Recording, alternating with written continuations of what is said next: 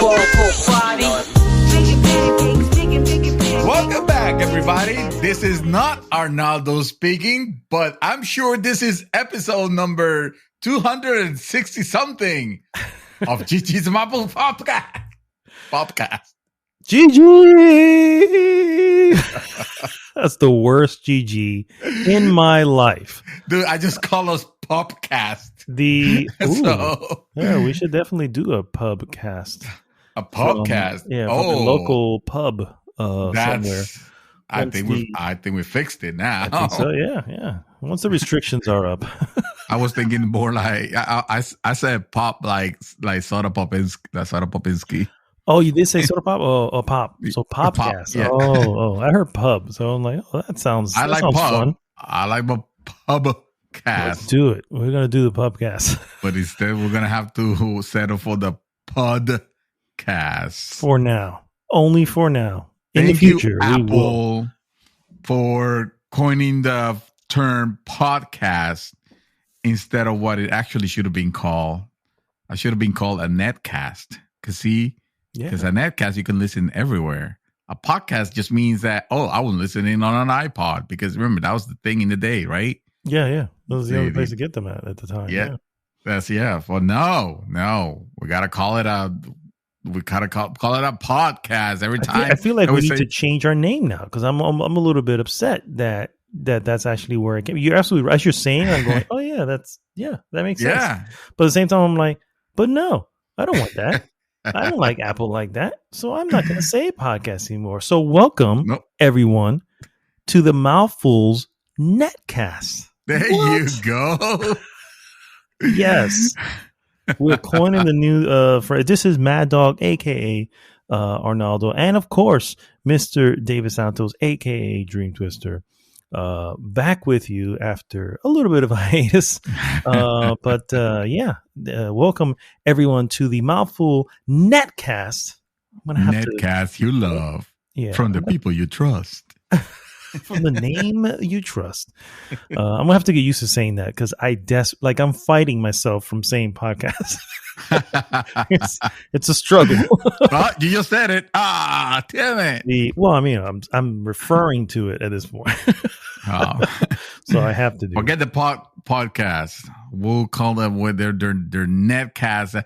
Their netcast from now on, and nobody can stop us.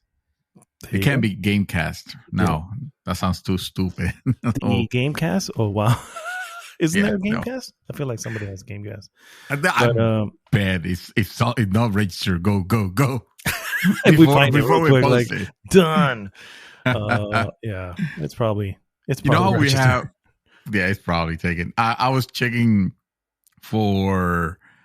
And you can edit this part out so that. Oh wait, I'm gonna be the one editing, so I'll probably leave it. I was looking for the domains, because we might have jumped a little bit. We used to be gg.com and then gg.tech, and we were never .com. But thank you for thinking that. We were a .com. Shut up. We just burst like the bubble in 2000. That's why I had to give it up. .com craze. Jeez, I can't even say that. And then .tech realized, like, hey, are you guys the ones that used to own gg.com? Oh, here we go. $10,000 to review. And I'm like, oh shit. Well, no. Yeah. Forget it. And then you found those .rocks, which is perfect because good games do rock. Yeah, it's our own fault because we meant to start a Patreon but forgot, and so we have to go back to .rocks. What it is. We're on the rocks right now. There's a .show. I was thinking good game .show. That sounds like it could be something. Yeah, I kind of like that. Yeah. Oh, let us know, guys, in the comments if we should go with .show, or if you can think of one that sounds good. Well, if they don't hike the price once they find out that we were the original goodgame.com. Yeah. Once they hear that, they'll go, "Oh wait, it may be $19.99 for everybody else, but for you guys, we're gonna need $3.99 a month." Nope, I'm out, son. We're not making that kind of money yet. Yeah. And we're not planning anytime soon. I know, because we still haven't started the Patreon, so Nope. that's never going to happen at this point. Oh, man.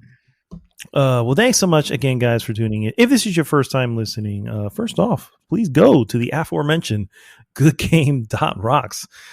Join the conversation there. It takes you right to our Facebook group. And of course, please like, subscribe, and share the podcast with everyone.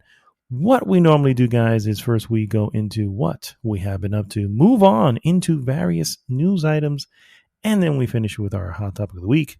This week's hot topic, games that help us heal.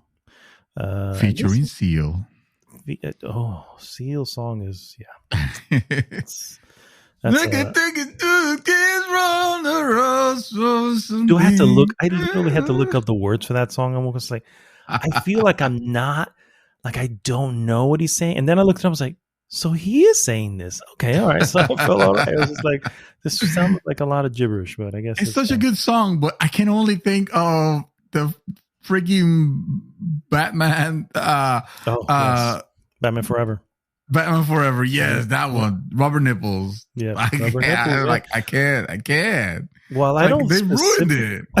Well, I don't specifically think of the rubber nipples. I do think of. I do every night. Oh dear. Anyway, games that help us heal. Specifically, guys, obviously we're talking about games that do more, that transcend the hobby that it is normally coming to, and that is games that help us forget or relax, or just cope with changes and stuff that may happen throughout our lives. And I think we all have been in some way or another, even sometimes when you're there to actually just play a game, and you get to something and suddenly it becomes that thing that you need that you didn't know you needed. You know what I mean? And like it's the right time, to play a particular game that helps you, like literally said, like helps you cope with whatever you're going through life. And even if the game was not particularly designed, or like it didn't have to be, it's just like the perfect antidote. Yeah, exactly. It's a perfect thing you needed at that moment. And then there are other ones that are specifically made for that. And so we're going to just kind of go over a few of our favorites that have in some way helped us. Go over some that we know that, maybe we haven't played. We know that are meant to help in certain ways. And then some other ones here. And I think even Giovanni, hashtag Spiral Wolf Rules, he also posted a few of his favorites that brought him to tears, apparently. So, I want to know that list. I mean, that guy, that we're talking about the manliest man alive. Yeah. So if he brought him to tears, this thing has to be, I mean, forget it. What is it? Saddest movie? I don't watch sad movies. So you'll have to come up with a saddest movie of all time. Angelitos Negros. There you go. Bicentennial Man. No, I don't know. Bicentennial Man. Oh God, I would have thought that would have caught me off guard. Yeah. See, this is the thing. I will enjoy a movie, a movie of that nature. But if somebody tells me, "Oh, you gotta watch this," you definitely want to watch it. It's a tearjerker. It's gonna pull at your heartstrings. I'm totally gonna avoid it, because knowing that in advance makes me want to avoid. It's like a defense mechanism. It's like, I don't want to feel bad. I don't want to cry. Sometimes you feel good, but it doesn't. I don't want to have emotions at this point. All right. Oh, okay. Well, I can't help you if you want to be, Mr. What is it? The Tin Man with no heart. The Tin Man. No, there's a few that I can definitely agree. When if it's something that's supposed to be like not sad, but something that's supposed to be touching that way, I'm cool with it. I don't like knowing that, because sometimes now you're anticipating it, and because of the anticipation, you go, oh, this is not. Yeah, the anticipation can screw it up. Yeah. So I'd rather not know that. But there are some films where I don't even need to know. I don't even need to. I just I need to be mentally prepared to watch. And famously, I've mentioned this before. I had it has nothing to do with the hot topic, guys. I'm just kind of just sidebar here, but the movie 12 Years a Slave, which we rented it from Redbox. This is a while ago, obviously. We rented from Redbox, and that Redbox charges you per day. That shit sat there for 4 to 5 days. I thought it was for 12 years. No, dear Lord, it's still there now. No. It sat there for a while, and it was. We had it. We knew to watch it, and we had to be in the right mind. We knew what we were going to get into. We knew this is going to be a tough movie to watch. You know what I mean? And it was, it was in many ways. But it was also awesome. You know what I'm saying? Also awesome on that night. But I have a few that I know. I was like, oh, I just got to be ready for this. I got to be ready for this. I'm telling you, man. Angelitos Negros. Angelitos Negros. I think you've mentioned this one before. I have mentioned it. Yes, dude. It. Negros. White mother. So some circumstances, she's a mother. 1948. It might be. Yeah, it's a really old movie. I mean, I watched it. I remember when I was a kid, and I don't know. There's two. She has a black little girl, and she treats this poor little girl horrible. I mean, it might as well be kind of like the Cinderella story without the romance part with the prince or anything like that. It's just this little girl, and how they have the one scene where the little girl is just putting white powder on her face so that her mom will love her. Forget it. I am done. I'm already crying right now. I can't. Oh, that's Let's just go to commercials. Right. Shit, we don't pay for commercials. Damn it. I mean, they don't pay us. I was going to say nobody sponsors it. But yeah. No, I got you. We can move on before it gets a little sappy. Before the waterworks starts. So anyway, let's go ahead with what we have been up to, sir. It's been some time. What have you been doing, sir? Speaking about tearjerkers, Ghosts of Tsushima. Oh. Is really? Done. Oh, so you finally finished it. Okay. Yeah, no, that didn't make me cry. Okay, well, I will hope not. Yeah, no. It's not the type of game we don't do that kind of stuff around here. Yeah. I mean, it has some touching moments. Don't get me wrong. The game does have good moments like that, but I was finally done with it. The main reason I wanted to play it because I didn't want to start something else. Mm-hmm. And I'm kind of like eyeing the next big release on PlayStation 5, which is Ratchet and Clank. Mm-hmm. And I want to play Ratchet and Clank. The previous one, what's it called? The one in like 2016 or something like that. Yes. Okay. Yeah. I don't remember the name, but yeah, it's the remake of the original. Yes. Yeah. And that game was very well done when it came out. On 2016 on PlayStation 4, obviously, and now that it runs even better. I want to play that. I want to finish that game because I started that game and I remember I was having a good time with it. It was a good platformer, it was a humorous story and being that it's also like a remake, it's like, okay, so it doesn't matter. I don't need to know like the whole history of this and whatever. This is just for fun. And that's what I'm ready, for. Like I want to play a game that reminds me how fun it was to play a platformer. Mm-hmm. And I feel like the last time that I had that was with friggin' Super Mario Odyssey. Uh-huh. So being that this game is that Ratchet, the new Ratchet and Clank is happening, I'm like, okay, I want to play, but before I do that, let me get Ghost of Tsushima done. Even though I'll be honest with you, man, I know this game, like a lot of people loved it.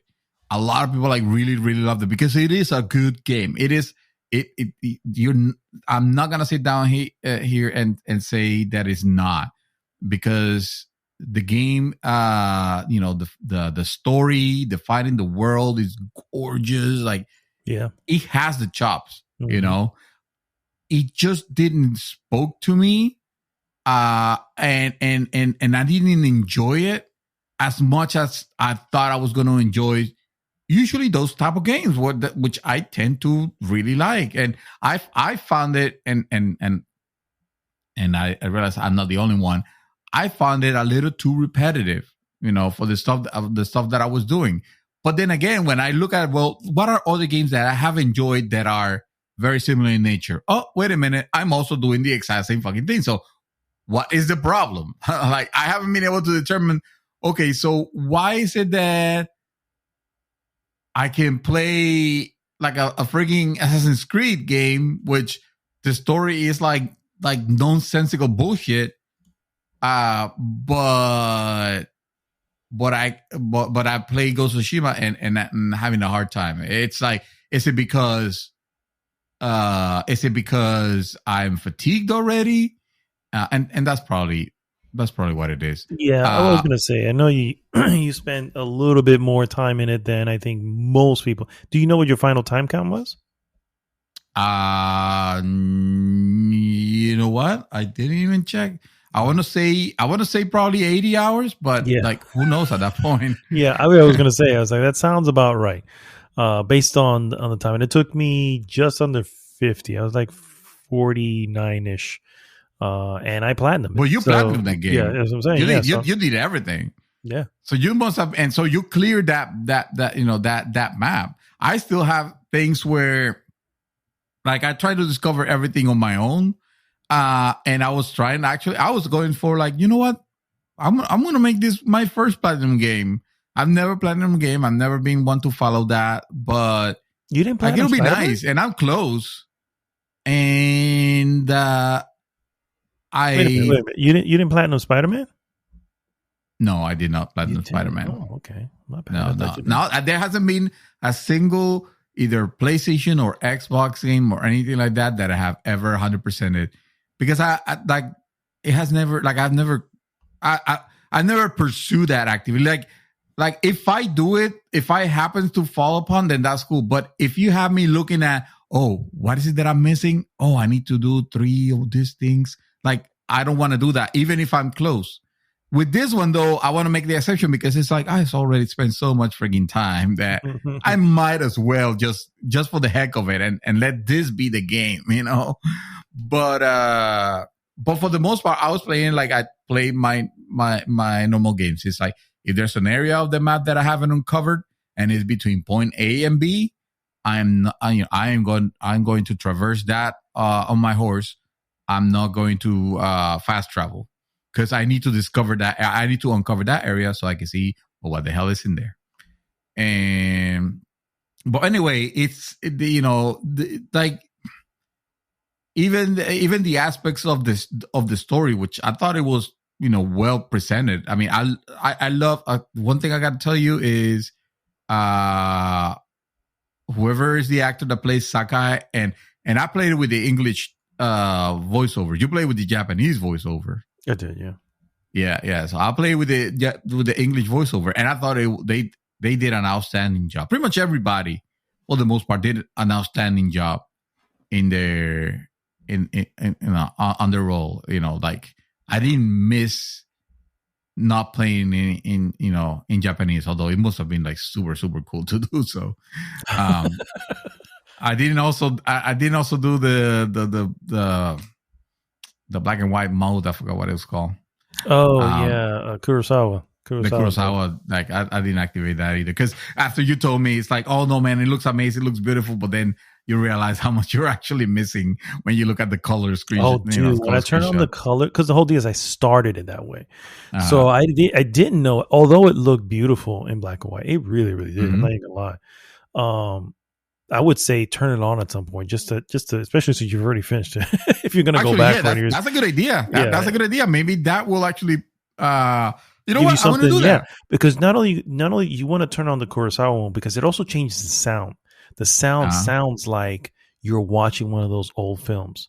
Really? Yes. So it's Kurosawa mode is not just black and white. It's has that beautiful black and white look with that really authentic old Japanese film sound quality. So anyway, that can definitely boost it up. And I think I was on that for a while, and then at some point I just, let me see what the colors. And I was in the middle of day, and it was these beautiful yellow leaves flowing everywhere. I'm like, what the hell? You were a blind man at that point. You have been given the gift what it was. Of sight. Like, exactly. And so I couldn't go back. I was like, no, we're doing this, my friend. We're doing this. And then the game is just gorgeous, no matter how you look at it. It's the reality of it, whichever mode you choose. But if you've already finished the story, then if you're just going to go back into it, give it a shot. It may actually, like you said, keep you motivated to continue and platinum it. Yeah, and it's not much. It's just I just need to uncover a couple of shrines, and that there's one particular achievement that I did look that said, kill as many, the max. It just says kill the maximum amount of enemies on one something. I forget what. One of the charges. No, maybe like I don't. It's up to 3. So, I've done that. I've done that many times, but it doesn't it never wanted me. It's not that. Yeah, let me see. Let's take.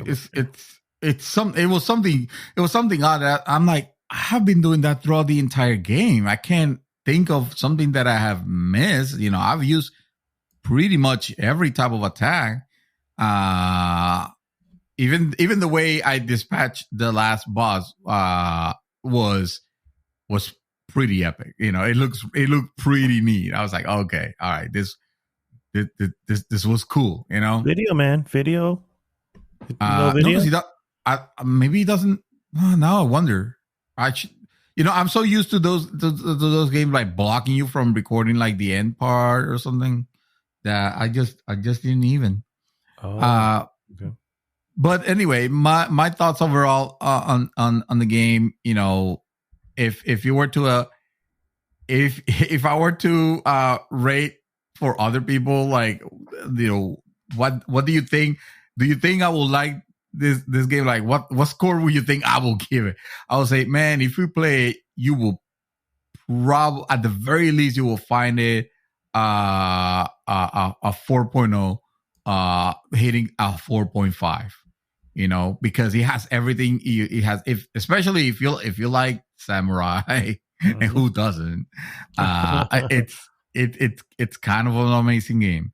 To me, I'm gonna still give it a 3.5, which is really good. Which is because I do accept the fact that even though I did find a lot of the things repetitive, that game knew how to do the good things very good. And it is an enjoyable journey, and maybe it's like you said, maybe I didn't have to play it the way that I was playing or when I was thinking from the very beginning, let me just do everything because I love this type of game. Maybe I should have played this like I played GTA, which is, hey, I'm going to complete all the side quests, but I'm not going to try to do everything because you don't have to, Yeah. I don't have to see Sakai's ass getting into a hot, what do you call those? Yeah, the hot bath. Yeah, like for the upth time, I don't need to compose anymore haikus. I mean haikus. Haikus. Did you do Yes. the? I'm thinking about it now. I think it is one. I assume you did the flute. The flute. There's a thing for requirement for the flutes too, for the flute songs. Well, yeah, I don't. Yeah, I mean, yes, I did. I do have. I do. I forgot what was it that you had to do to get them, but lighting the the light, because lighting the lighthouses. I haven't lit all the lighthouses. Apparently, there's one that I haven't yet. Yeah, I found it here. It's called All in the Wrist. Defeat the maximum amount of enemies within a single standoff. What is that? What does that mean? The standoff is when you first challenge them. Yeah. And the defeat the maximum amount of enemies within. It should be 3. I thought it was 3. It should be 3. 4. Yeah. You could go ching, ching, ching. And then you like I got that all the time. Yeah. So maybe the game bugged on me and I will never platinum the only game that I was supposed to platinum ever. Oh, it's 5. Hold on. The maximum number of defeating. Yeah. Isn't quite as straightforward as it sounds. First, you'll need to unlock the maximum of 3 kills via the samurai skill tree, which you can do. Right. You'll need to progress far enough in the story to acquire the Sakai armor, which increases the maximum number further. Then you'll need to fully upgrade the armor itself. Once you've done that, isn't that? Yeah. Isn't that the ghost? The Sakai armor is your family armor. That's part of the story. You get in the story. But is that the one that you were that you had at the very beginning? That is kind of like broken. And no. That's your father's armor. The one you get from when you go to your house. Spoilers for anybody listening to this, but the Sakai armor. It's just talking about armor. It's not. Yeah, exactly. You get it from your father's house, and it looks like a samurai warrior's thing, but you have to fully upgrade it. Oh my god! I wonder if so the maximum number is 5. That's what it is. Maximum number is 5. Oh god, let me. Yeah. I need to go back to the game and make sure that I have that. You know what will be really fun? If I go ahead and check right now. Yeah, I guess why not?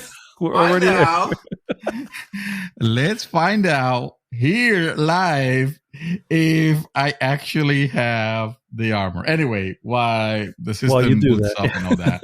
Yeah. So I finished. I finished the game, and the reason I finished that game is because I stopped playing Returnal. Yes. Yeah. Okay, hold on. And I'll continue now. But let's go to the gear. Weapons. No, outfit. Okay. Ghost armor is my favorite one. Sakai. Oh, okay. The Sakai clan armor. Yep. Major increase to melee damage. Massive increase the standard streak by 2. Oh, okay. Yes, I do have it, and I do have it to its limit. Upgraded? I just don't like the way it looked. It has fucking antlers for some reason. It does. It does. Actually, I enjoyed it, but I also went to the ink dude, and I got it all in white, like the one who does the white ink. And that looked kind of badass. I'm not gonna. Okay. All right. You know what?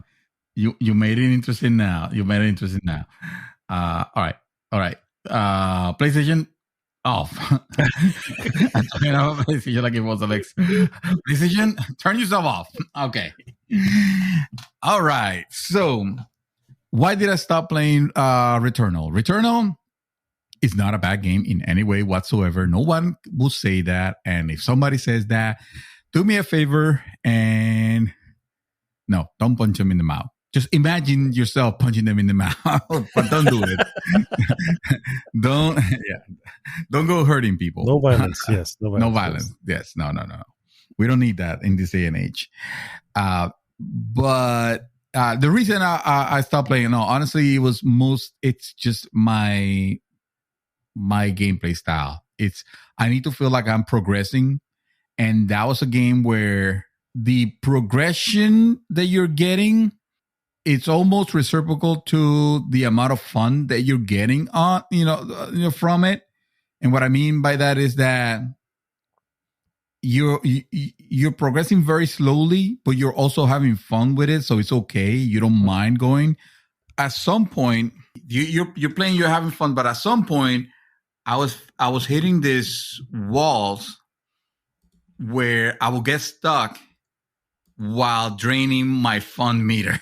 My imaginary fun meter. And this happened biome 3.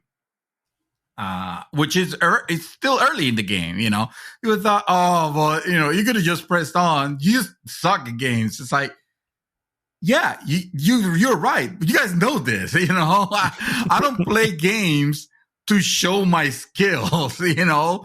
Gameplay to me has never been about a show of skills or mastery or, you know, finishing all the games or that jazz. Gameplay to me is like, hey, give me a story that I can, you know, that I can take it, that I can be entertained, or something that makes me act like a total badass, because I'm not a badass in real life. So let me leave that fantasy, and then you know, I'll have a good time, and I'll finish the story, I'll see credits, and that's it.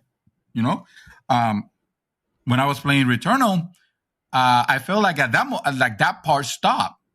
And it's just inherent for the type of game that it is, which is a roguelike game.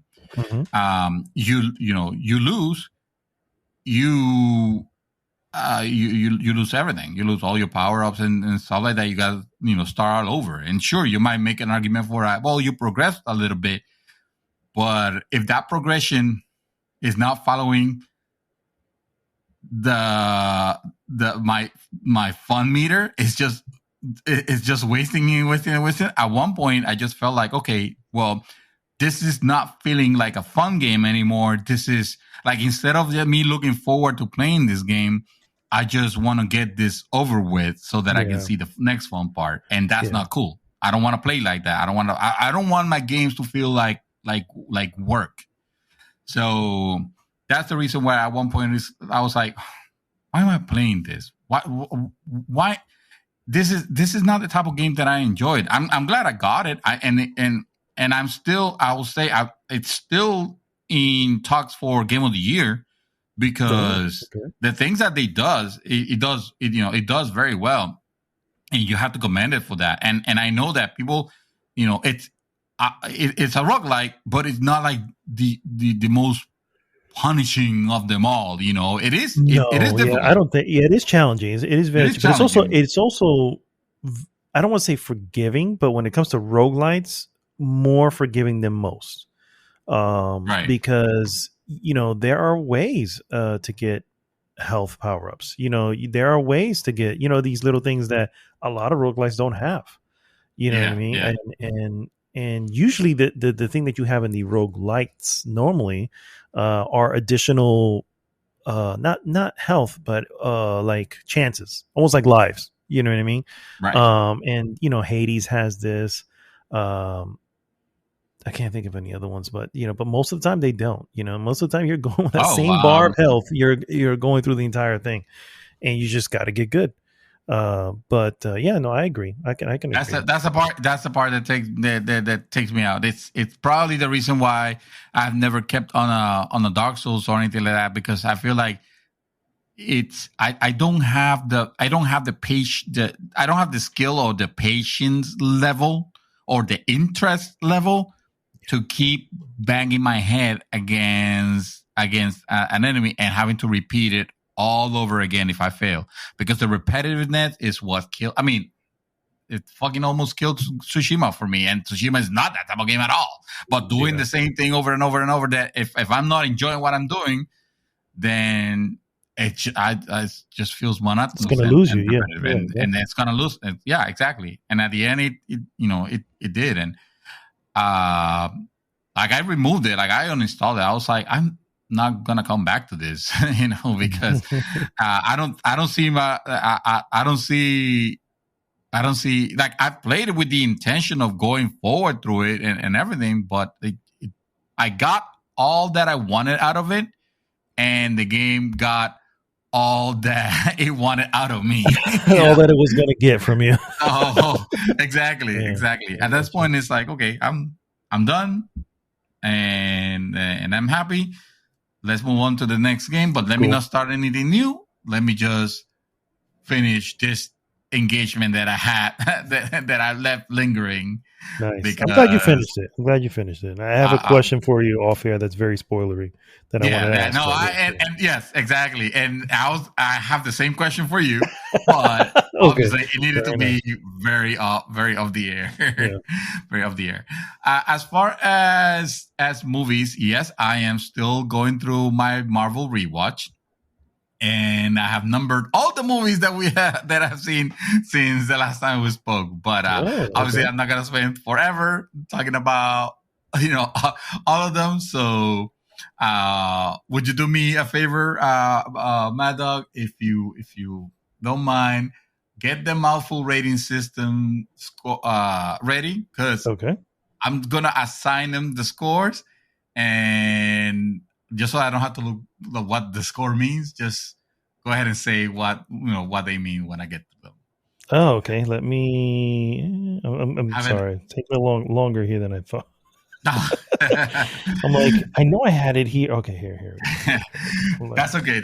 For those that just a quick review. I started watching actually WandaVision, which was kind of like a one of like, okay, let me see what the fuss is about, and I ended up liking it really, really a lot. Giving it a 4.0, I believe I gave it last time, which is great. And then I started with rewatching all the movies, because rewatching all the Marvel movies, because I kind of got the bug to go back and go back on them, and watching them from the perspective of someone that doesn't rewatch these movies all the time. Like, I've probably watched the Avengers movie, probably 3 or 4 times. I can't say that I watched it 15 times, even though it gets played daily on TV somewhere, I'm sure. Yeah, it does. But just taking it as one at a time. Most of these movies, I will say, I've only watched in the theater, and that's my experience. And now, after rewatching them again, I realized that on some of them I might have been too harsh on them, and looking back, it kind of blows my mind as to, well, what was my mindset that made me think that at that point. And some of the times I might have been too lenient on some others. Yeah. Rewatches can definantly enlighten. Yes. Yeah. Rewatches enlighten. There you go. That's a slogan right there. Better words have not been said. So I tell you about Captain America: The First Avenger 3.5. Mm-hmm. Captain 3.5 being really good. Captain Marvel 3.0. Which was good. Which is good. Mm-hmm. I'm actually like thinking it right now. It's like, really? But in reality, I can't help myself. When I watched it, I had a good time, and I still don't agree with like over a half of the things that movie did, and it still was enjoyable. I can still say, you know what, this was a good. I can't say it's mediocre, because that's too harsh. Although it is heavily leaning that way, it is heavily, in my opinion. And then, and Iron Man 1 and Iron Man 2. Iron Man 1, don't remember what I gave it. I think you gave it a 3. You dropped it. It was your favorite for a long time. It was my favorite for the longest time, and then after 3 or rewatching it, I was like, it was probably 3.5. I had to remember. Yeah, if I had to guess. And Iron Man 2, like, I don't think I cared that much for that one, but it still was enjoyable, because it was not going to be called mediocre. So I probably 3.0'd it. 3.0 is the new 7. Yeah, it is. It's a safe score to give, not to be on anybody's step on anybody's shoes, except the fanboys and the elitist. So I was starting with Incredible Hulk. The Incredible Hulk, better than expected, 3.0. Nice. Thor, worse than I remember, but 3.0 though. And it's only because that particular movie, it made me look really bad. Remember how I mentioned that I was upset at Captain America: The First Avengers because I was thinking, I had the I said some stupid things. Let's just say I was like, man, this is like doing something screwy with this movie. They're changing things. That's not the song that plays on the credits of Captain America. Yeah. I was like, of course it isn't, you dumbass. It plays on the credits of Thor. So I had it all confused. Mystery solved. Okay. Nice. Okay. So this time, only this time, we cannot blame music licenses. Okay. No, this time was not music license. It was just I was misremembering the song "Walk" by Foo Fighters. Foo Fighters, yep. Yeah. Iron Man 3. That was supposed to be like it's definitely a different one. Yeah. I don't know about that, man. It is. Again, some of these movies you're gonna notice I'm not be shitting on, because even the worst one, you could tell that there was some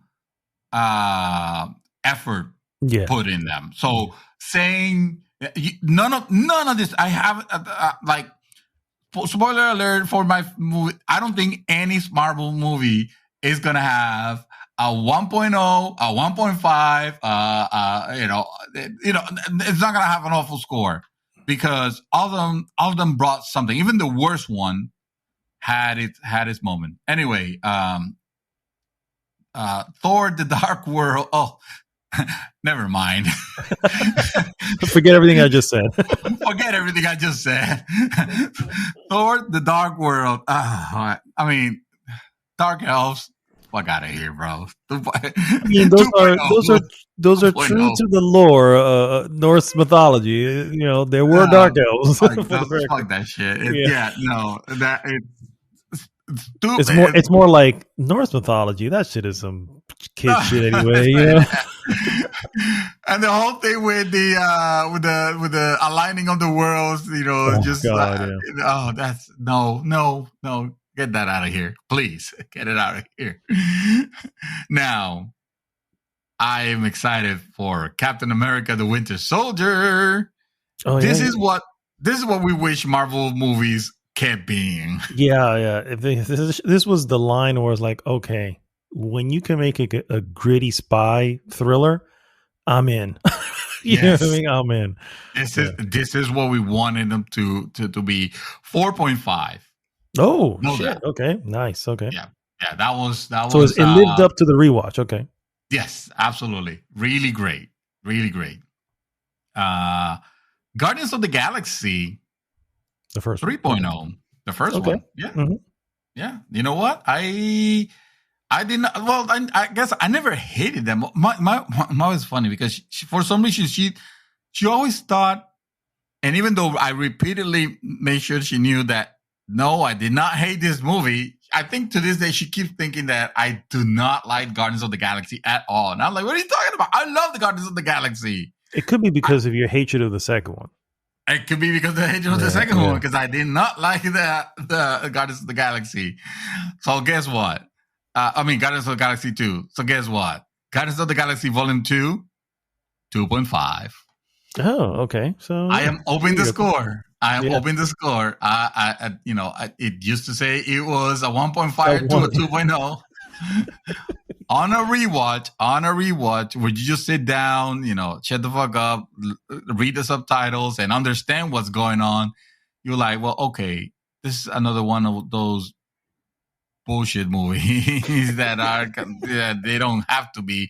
However, if you take it for what it is and not expecting it to be the continuation of the saga that was the Infinity Stones, like none of that, just take it for what it is. It was enjoyable, if not for all the stupid reasons, all the stupidity that it have of bringing on, everybody. But I liked it. Sure. Or I should say I enjoyed it. I enjoyed it. 2.5 with a potential like leaning towards an actual 3.0, believe it or not. It's like learning to accept that, well, this is what Guardians of the Galaxy are. They're stupid. They're going to do stupid shit. Not everything has to be about the fucking Infinity Stone. Sometimes a hero movie could be about just the hero movie. I mean, I watched Hulk. Yeah. And I did not expect to like that movie, and I enjoyed it. So, nice. so yeah. And what's the next one? Oh, Avengers: Age of Ultron. Let me quote from the Book of Messengers on chapter Sunday, verse 12:30 a.m. when I texted you to say, man, fuck the Oscars. I hate people. Avengers: Age of Ultron is the best Avengers movie. God damn it. And then follow up by God damn it with the hates, and then ... later on, and then okay, fair. I need to see the Infinity War and Endgame again, but definitely better than the first one. And then again at 12:50 a.m. Nope, actually I take it back. Endgame was hella dumb. Time travel, get the fuck out of here, bro. Nope. Age of Ultron is the best Avengers, full stop. 4.5. Damn. And I will die on that hill defending this movie. I will tell you what it is. Everybody's gonna say, you hear the best Avengers movie. Endgame. Oh, the Infinity's what do you call the fuck was it? Infinity War. Infinity War. Yeah, and that it's almost like, well, of course, right? Because that's the closing, right? But no. Sorry, but the moment you introduce the element of time travel, yeah, it gets knocked down a little bit. Yeah, completely like there's no longer any stakes. You completely have disappeared any stakes that there could be, because anything can be done and undone. And of course, they have to fabricate this because I feel that it served more the marketing portion of the license than what the actual license would have been, unless, I don't know, I'm not I haven't read the comics, so I don't know if time travel was the answer in the comics, but I wouldn't doubt it either. Because there's shitloads of time travel in the Marvel comics, and that's just. I mean, it's easy when you paint yourself into a corner with something that it's like, oh man, this is so high stakes, so crazy. Like, how do we get out of this corner that we have painted ourselves? Oh wait, we can always do time travel. Just do the doohickey MacGuffin and let's just reverse, introduce the new rules. Yeah. It is. Yeah, it is a trope that can get overused, particularly anything sci-fi-ish. So I can agree with that. I can definitely, to an extent. I haven't watched Endgame or Infinity War. I do remember not being as high on Infinity War as a lot of people were. I thought that some of the special effects were, I thought that the battles were like, okay, this is a bunch of CG characters fighting a bunch of CG characters. This is wonderful, And to be fair, that's also what happens in Endgame. So, but But I think this is me personally. I think that the underlying tone of what was going on to me was a powerful factor, and the unexpected nature of the jaw drop moment when it, spoilers for anybody who hasn't seen it, but when it cuts to black and it says 5 years later, I literally gasped, and so did the rest of the audience around us. Yeah. It was like, what? Even my wife was just like, what? I can hear her say that. It's like, and it's that shocking moment. It's like, oh shit. And then sure, again, the time travel thing, that's in what they many undo that ways is moment. convenient, but at the same time, it also lent to a lot of pretty awesome moments. So yeah, I get you. I don't know if Age of Ultron is suddenly better than that, because I don't recall being in Age of Ultron going, whoa, this. I do recall loving Age of Ultron, for the record. I do recall enjoying it. But again, I haven't seen these in a while, so you're obviously much more. It's more fresher to you. So I'm not Well, in any way arguing. I will never trust my judgment. I will never impose my judgment on you. You have particular taste in ways that I but will it's not never always understand. right. So I really can't say. I'm not saying this. It's on my humble opinion. And again, granted, I need to rewatch those.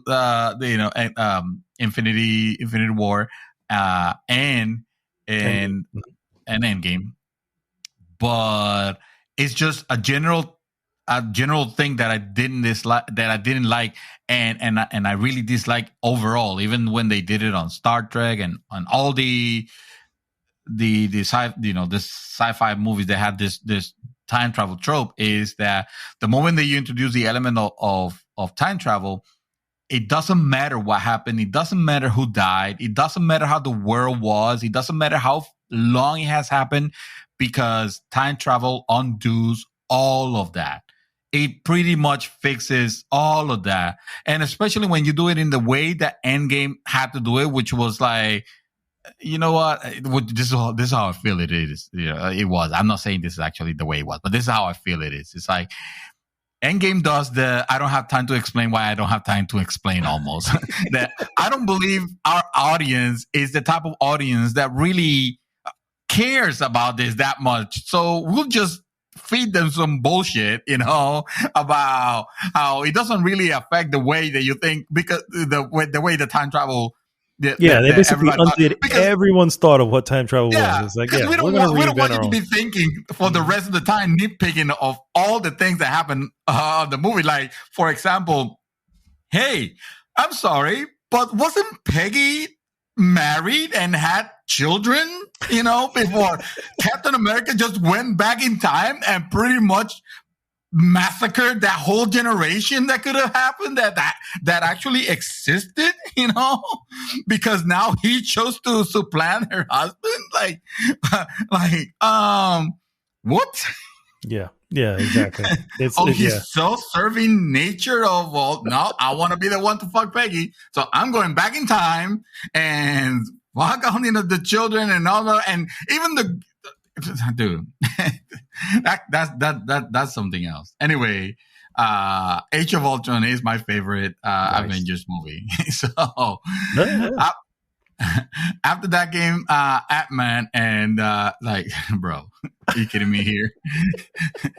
This movie is an insult. You get 2.0. just for the position that you were released. You get a 2.0. Yeah, or your position in, I guess, because you're doing chronologically. So the position of where you fall in the timeline. Yes, how dare you be here? How dare you make the Age of Ultron? How dare you think you can follow up Age of Ultron? Caricature of, no, man, come on. Come on. Paul Rudd, I'm sorry. You're a good actor. I generally like you, but I don't like you as Ant-Man, and I don't think I like anybody. Any of these characters, I don't think I like. So I'm not even looking forward for freaking Ant-Man and the Wasp. Did I watch Captain America: Civil War, or the Stealth Avengers movie? Yeah, that's what that was. Yeah. And this movie's too weird, and I blame Disney for it. But 3.5. Okay. But really good. Okay. Yeah. Doctor Strange, and I watched Doctor Strange. This movie's too weird, and I blame Disney for it. On 3.0. Yeah. Hold on. And I lost my list. No. That was Doctor Strange, right? Yeah. Mm-hmm. All right. And then the last one was Spider-Man Homecoming. Okay. Your least favorite. No, or one of them. Actually, I no longer hate this movie. I just need to think of it as Spider-Man for teens. Okay. So it's getting 3.0. which is now a verb. Which is is now is not a verb. Hey, 3.0. That's a good movie. I upgraded this movie from what I thought it was originally, which was a 2.0. I was gonna say I thought you gave it a 1.5 at one point, but yeah. Oh no, that was probably rage inducing because I was like, what the hell is this? This ain't no Spider-Man. Like, what the hell? Like, what? But I kind of warmed up to it. It was actually, considering the Far From Home, I like Far From Home. I mean, I don't think it was like super great or anything like that, but I enjoyed it more than I thought I was, and that made me think like, okay, I need to rewatch Homecoming with a clear mind, so that I can, because again, I feel like it was, if you're not showing me a fucking gem, I am gonna 2.0 you. I feel like that was the thing. I feel like that was the thing with a lot of us, not just me. I feel like a lot of us were like, at all. I saw every one of them as their own thing, and if it was bad or not really good, then I'm like, okay, is there a redeeming factor in here to have some sort of connection to the overall story? And then if it didn't have that, you're like, this is why Guardians of the Galaxy really fell low for me, because it was like, it wasn't a very good movie, and it had zero connection to the storyline. So I was like, what is the point of you? That's where I was. Yeah. Okay. Well, I was seeing it from the point of, am I entertained here? Because remember, when I watch you could be you are a better reviewer of these things because you will take into consideration things that I'm not even observing. Like you will be thinking of cinematography and soundtrack, and this thing looks very CGI, very artificial, this and that, and I don't see that. I'm not looking for those. Half the time I'm trying to make sure I'm understanding what the fuck is going on because they're talking English so fast, or I have to read very fast to make sure that I don't miss the subtitles. So I'm not observing any of that. I'm just like, okay, am I having a good time? Do I want to know? Do I want to see what happens? Like, even though I know what happens already because I've seen the movie, but what do I want to remember to go through it? Mm-hmm. And in movies, I like Guardians of the Galaxy Volume 2 was surprised. I said 2.5 because that movie, it's still garbagey, but it's still an upgrade from what I thought I thought originally this was my most hated one. I can't say that right now because the Ant-Man says hi. Sir, you are nailing it with the vocabulary today because you just called that movie. It's still garbagey. It's garbagey. Yes. That's great. I'm writing that one down for sure. So each movie I have been trying to take each movie for what it is. And I have been surprised with some cases. In some cases, I've found that, you know what? I no longer hate this movie as much as I thought. If I take it for what it is, in some of the cases, I'm like, man, what the fuck was Ant-Man? Like, why? It's like they felt like, I know it's an original Avenger and whatever, but the hell is that? Was that? It's like none of this shit that was important. The only close to enjoyable part that I can say that I had was, when he encounters the Falcon, when he goes to the new Avengers facility, the most deserted facility because you couldn't see a living soul anywhere around. No, it not was a just one. it was just like the Falcon was the only person there, and he was talking to himself the entire time. You never heard anybody talking back to him. He was So speaking to sad. someone, but you didn't see who he was speaking to. No, Like no. It's like, speaking of I'm Jarvis. ready to. That's what he's doing. Ready to engage. It's like, who are you talking to, dude? You're obviously by yourself there. You're Mr. Lonely, and that's so sad. and I do like that watching them in this order.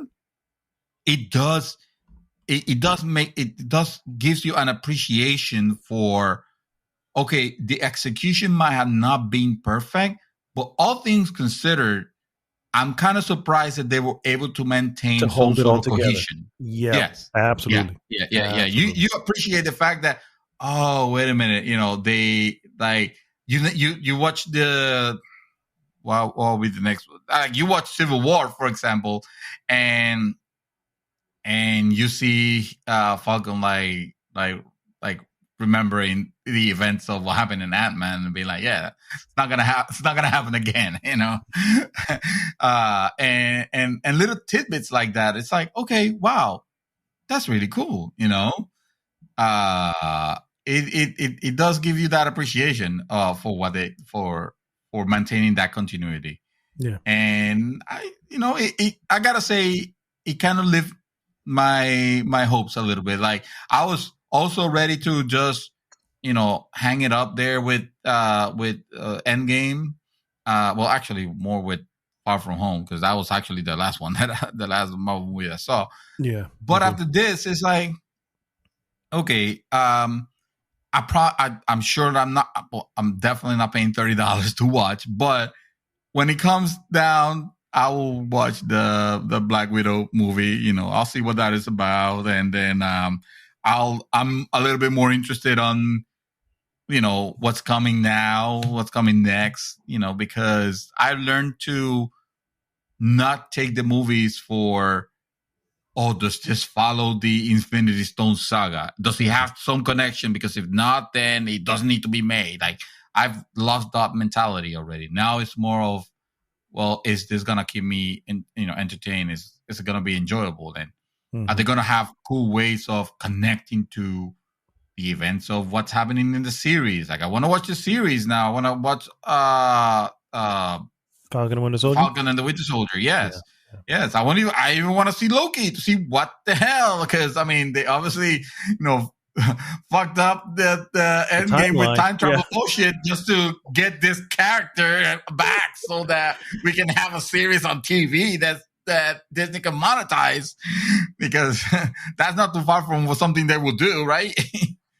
So sounds just like what they would do, that's for sure. Anyway, for not having done anything, that is all. Well done, overall, sir. I give myself a 2.0. Well done, sir. Well done. I have not played a damn thing since the last time we recorded. All right, let's go to the news then. It's been, I'm not gonna go into details, something like that, but it's been a very trying 2 weeks for the Martin clan, if you will. Yeah.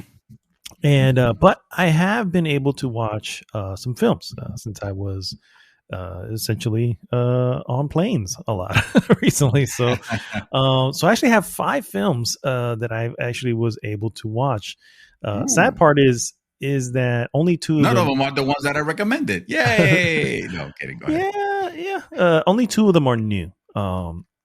And I want to start with them. And then, no, you know what? No, fuck that. I'm gonna start with the more the ones I actually have seen.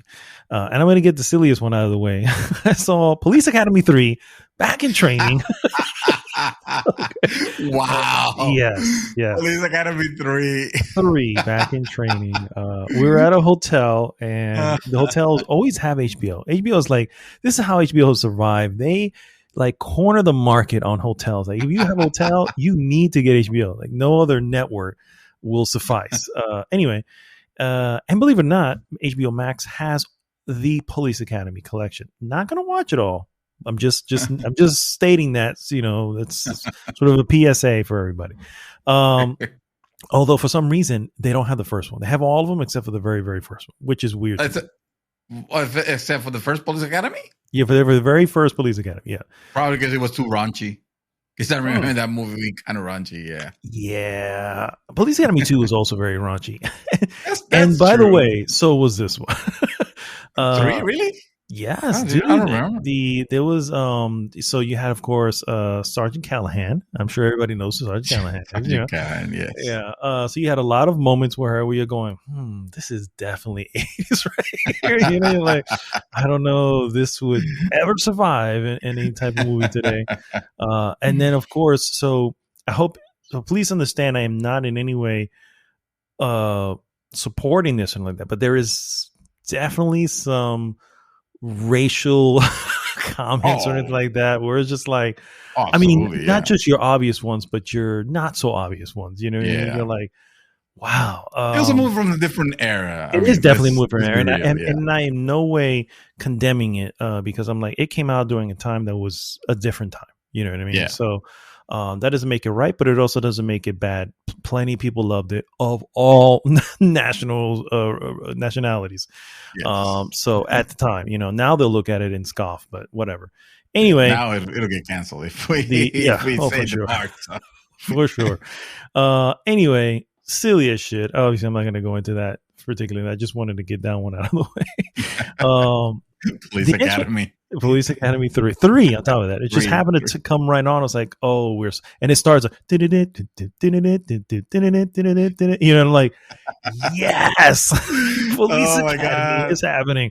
Do I have to do the Police Academy rewatch after I'm done with the Marvel rewatch? Because so you have those my are full movies support. I don't remember. You have my full support on this for the record. Oh my God, that'd be awesome. Going to, especially my favorite, because my favorite is Citizens on Patrol. Okay. Part 4. Yeah. Part 4. And I don't remember what happens in 1. And I don't remember anything after Citizens on Patrol because I'm not even sure if I watched. No, I saw. Citizens on Patrol was the last one with Steve Guttenberg. From then on, he was no longer part of the cast. Next one after that was Miami Beach, Assignment Miami Beach, which I actually did enjoy. Yeah, you told me you liked it, and I was like, don't get me wrong. These are all like these guys. These movies are all 2s. I mean, this is not an example. Just because it's a 2 does not mean I don't enjoy it. I still enjoy it for what it is. But we're gonna call a duck what it is today, guys. It's a duck.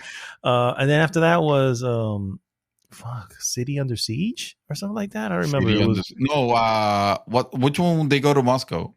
That was 7. That was the last one. Yeah, that was the last one. There was one that I think City Under Siege. City Under Siege, is the 6th. I mean, I don't know if it's okay.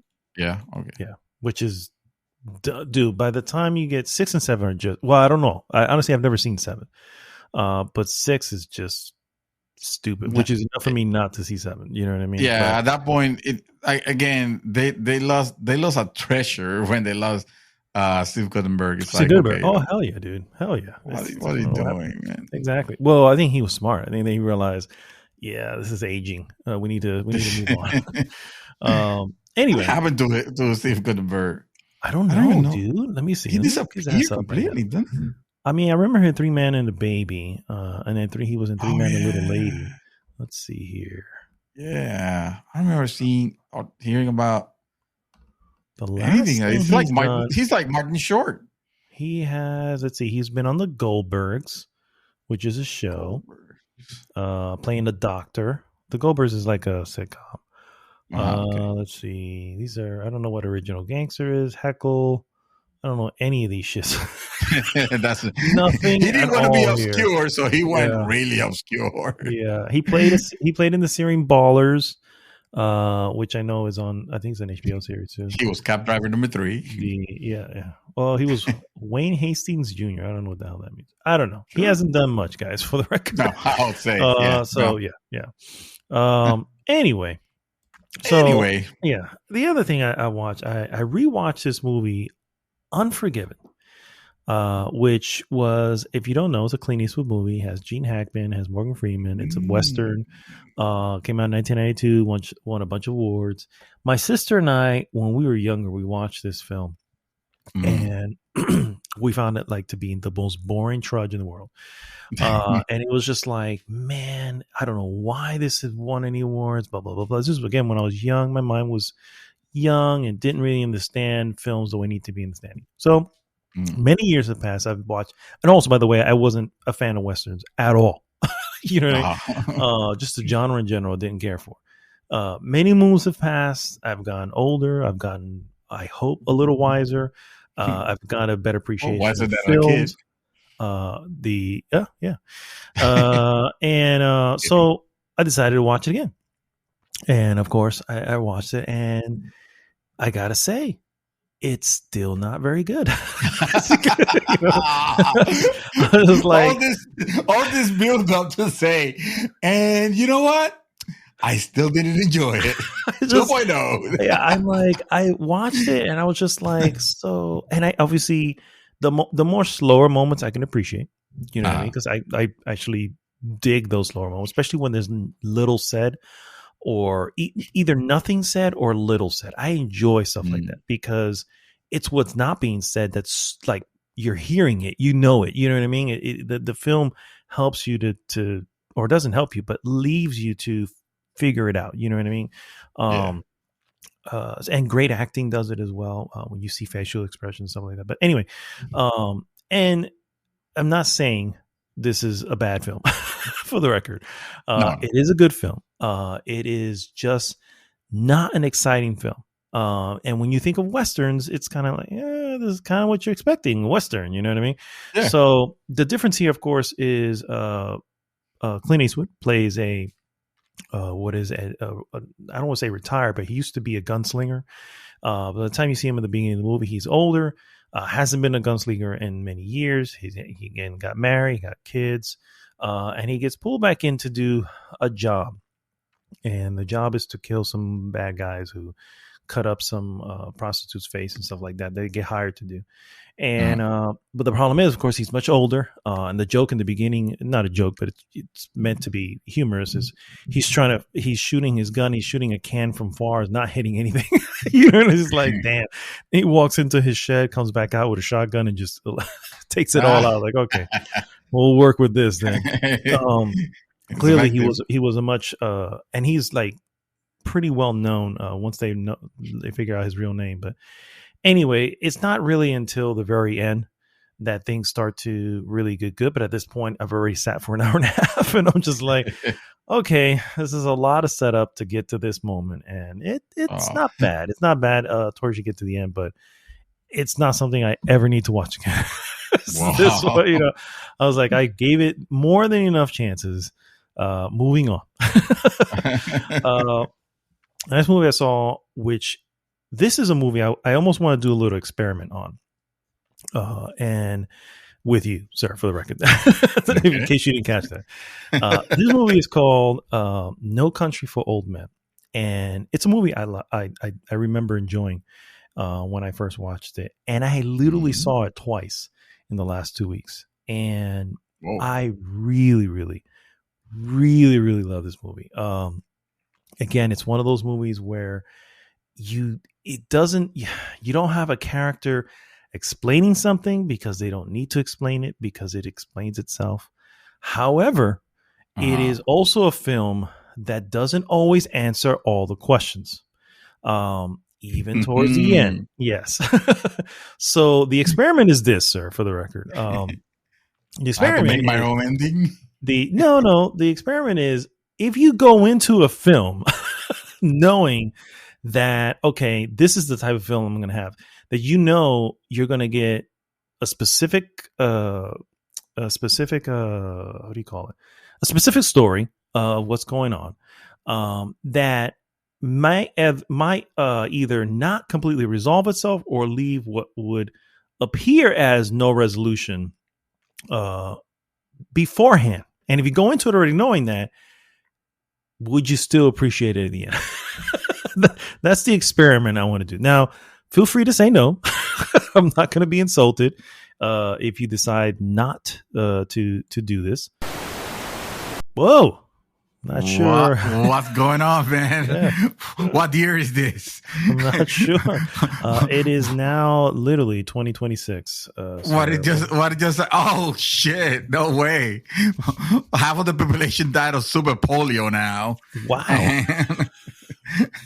Yeah. And we don't have any toilet paper anywhere. Yeah. And toilet paper. You still can get a PlayStation 5. So it's so 5 years ago at this point. It's so 5 years ago. It's almost like 2020 again. Yeah, exactly. No, I don't know what happened. Fucking blips happened, and now we're back. It was like we were talking and suddenly bloom. You know, like everything went dark, which is amusing because I have my computer on fucking battery power, you know, or a battery backup, which has one purpose only, and that is to keep my computer from going offline, from my computer from turning off when I'm in the middle of something, because I mean, it's a fucking battery. That's what it does. That is its only purpose. You know, it had only one job. And it didn't perform it well. God, that's and now we are re-recording from the very beginning. All right, welcome back. This is Arnaldo. Oh, we're not doing that again. Okay. No, we've got the other stuff. So I was thank God. Yeah. Basically laying out the rules of engagement for this movie. Yeah. So you're talking about No Man's Sky. No Country for Old Men. No Country for Old Men. So this is just to make sure again, this is a film that doesn't hold your hand. It will leave unanswered questions. What those unanswered questions are, I'm not going to say. Those are for you to find out as you're watching. It is a very cohesive story, so it's not something that you're going to be left. It's not one of those really obscure films that are more metaphors, anything. No, it's not that. You know what I mean? This is a pretty straightforward film. It stars Tommy Lee Jones, Javier Bardem, and Josh Brolin. And so it's a good cast. It's an excellent cast. But I will tell you that Javier Bardem probably steals the movie. Oh wow, okay. Javier Bardem is a menacing character in the sense that this is like, if the Joker was a real character, like if there was somebody who was that sinister, minus the laughter, of course, this is that character, Anton Chigurh. Oh wow, it is scary in some ways. If someone like this existed in the real world, this is what I would say. I mean, didn't we have him as president? No, none of that. We're not having that here. That's bullshit, David. Shut the fuck up. Go into a corner. Think about what you just did. I know. So anyway, so the gist that you can probably get from the trailer: Tommy Lee Jones plays a cop, a sheriff, I should say. The reason for No Country for Old Men overall is I think it almost, in the name itself, No Country for Old Men, to say it's the world has changed to a point where it doesn't make sense, and they don't know how they feel in this world. Josh Brolin is someone who essentially stumbled on some luck, I guess one would call it, but that particular luck brings all hell with it. You know what I mean? Okay. And so it is a Coen Brothers film. It is Coen Brothers are funny because they are excellent. I don't think I've watched any of the films that are not good. Some of them, I would rate a 3.5, maybe a 4. Other ones are like this is like their top film. I think Fargo may be somewhere near this. But this is definitely their top film. And yes, like I said, you're gonna get to the movie, and in the movie, and there's gonna be questions that are not answered. Some questions are, but other things you're gonna be left with. So the experiment is to say, if you know this going in,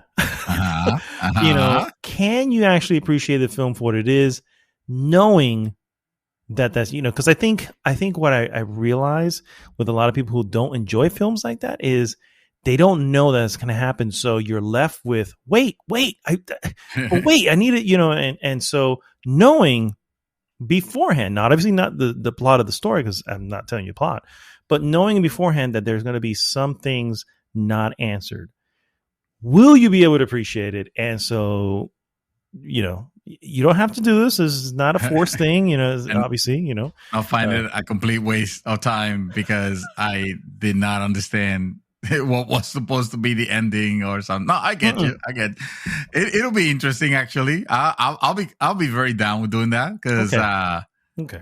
Yeah. If we Cool. don't know, now we know. Well, now that you know that going in, that's one thing. It's off the table. Now it's just about, all right, so what's going on? Do you know what I mean? Right. So yeah, that won't leave you at the end, which I feel like most people who have that issue, because you're not the only one, for the record. There are plenty who go, but wait a minute, how can the credits be rolling?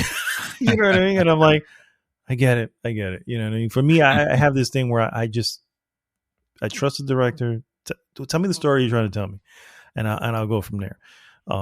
So, because it's like, if it wasn't meant to be answered, it was like, well, that was unimportant to the story, maybe, in the end. So anyway, I mean, it's a story. What does he need to know? Why do we need to know how it ends? I mean, who gives a shit, right? You do know how it ends. I keep saying this every time. I say, you do have an ending. It's just not the ending you wanted. That's all it is. Having an abrupt interruption in something. If I were to tell you, knock knock. Knock knock. Okay, if you would tell me knock knock. You're supposed to. Oh, who's there? Who's there? Okay. And I just left it at that because to me that was the end of the joke. That shit will be very annoying. But it's still the end of the joke. 3 seconds.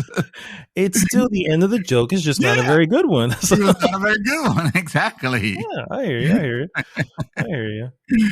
But, exactly. Okay. I feel like I don't think I've ever walked into a movie that the credits roll and I didn't already kind of go, yeah, credits are about to roll. You know what I mean? I could almost tell, even in those, and honestly, I almost start laughing, or sometimes I do start laughing because I'm just like, oh, I know who I'm with. Like if I'm with my wife or if Jackie and them are here, and I'm like, ooh, they're not gonna like this. And I know where it's going. Anyway, we're like, that's it. Yeah, like that's usually what? Oh hell no! I get a lot of that. So it is what it is. I get it. So last two films are actually new film, well, not new films, just films I've never seen before. The first one is The New Mutants, which is actually a film, I think, if I'm not mistaken, is on also HBO Max. The New Mutants, believe it or not, exists in the X-Men world. And these are some young kids that are at a secret, essentially like a facility. It's like almost like a, I don't want to say mental hospital, but one of these psychiatric ward hospital type thing. And yeah, I don't really want to say too much. But basically, it's a movie that I knew for the longest time was supposed to be a mix of horror with the X-Men story. Well, watching the movie, didn't find anything scary about it. Nothing at all. No. Nothing scary. The movie is I guess I should have gave some ratings from here for the other movies, but No Country for Old Men, I'm just gonna go with a 2.5. Oh God, what's the first one I mentioned? Unforgiven, 2.5. Unforgiven. Yeah. No Country for Old Men is easily a 4.5. And then. And I think I already mentioned the 2.0 for Police Academy 3. So yes. This one here, I would give a 2.5. And it is fairly mediocre. It stars Maisie Williams, as you may know her as Arya, Arya. Anya Taylor-Joy, who also played in Glass, the girl from Glass.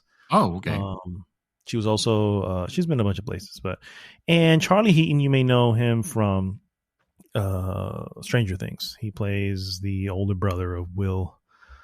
Whatever. Anyway, so they all have mutant abilities. So it's a little, obviously the movie includes a lot of that, and it's not very interesting. Yeah, it's definitely, I can't recommend this film. And it's also not scary. I remember the very first trailer. It looked and felt like you were watching a slasher film. It's like, whoa, okay, that's where they're going with this. And I knew that this was an X-Men within the X. They even mentioned the X-Men, and so it's like, okay, so this is the I feel like world. I've heard about this. I wonder if we made it A trailer of the week. It's possible. Week, it's possible. A trailer of the week. We would have familiar. It. But it's just not good. It's just not good. No. It's not. Yeah. It's like. So I cannot recommend it. So yeah, 2.5 for the New Mutants, and then finally, you got 2.5. Yeah. Finally, a movie, a Netflix original joint called Space Sweepers, which is an interesting. It's a Korean film, but there are it's Korean film because the main cast is Korean. But I love the use of language. So basically, this takes place. The year is 2092, so in the future. Oh wow, nice. Okay, yeah, I'm listening. It has to do with these space junk collectors. So you have obviously with a lot of these films, you have your wonderful place where all the rich people live out in space, and they're all nice and ready, and then you have Earth, which is just this dump that that survivors are. Yeah. Nothing has changed. Okay. Yeah, exactly. The same future we all know is going to happen. So, the main characters are space sweepers, which are because the space is full of debris that has led to many. Destruction of ships and stuff like that. So their job is to essentially grab the debris, and what they do is they take the debris, they sell the parts and all that stuff, and that's how they kind of survive. And they stumble upon a little girl who they find out shortly. This is in the trailer as well. So shortly in the beginning of the movie, they find out that she is an android and is a bomb. But they need to figure out what to do her. There's a lot going on in this film, for the record. This film reminds me a little bit of how cool The Fifth Element is. If you like The Fifth Element and you like the space oddities of it, and by the way, this has actually really good special effects for what it is. It's enjoyable. It's a solid. I would say it's a solid 3, maybe even a 3.5. And it's a lot. Okay. So what I love the use of language is that if you don't turn on the dubbing of the thing, then it will still have subtitles, but everyone is speaking in their own language and everyone understands each other, which is awesome. Okay. So the main cast speaks in Korean, and they'll run into some people. There's one guy who's speaking. I don't know. He's got like almost like a South African accent or some sort of African accent, or he's speaking in English, but it's very, very different, and then they run into this Dutch guy. He's speaking in whatever, because you can see he's speaking in Dutch or like what. So the movie defaults to English audio, so you can hear everything in English. But when you turn it off and you just keep the subtitles on, everything runs. And I'm listening to them all speak in their own language. I'm like, this is kind of cool. So this is how they understand each other. Yeah, they all understand each other. So anyway. It's enjoyable. It's a lot of fun. I invite you guys to watch the trailer and kind of judge it from there. So you can kind of see what it is. So, I'll give it a 3.0, a solid 3.0. It was a lot of fun. It's a little silly, but again, if you think of Fifth Element, that's kind of, there's a lot of silliness in Fifth Element. So, there's a lot of that in there. And it was a fun movie. So if you're saying that this is a fun romp like that, I'll be down. Fun.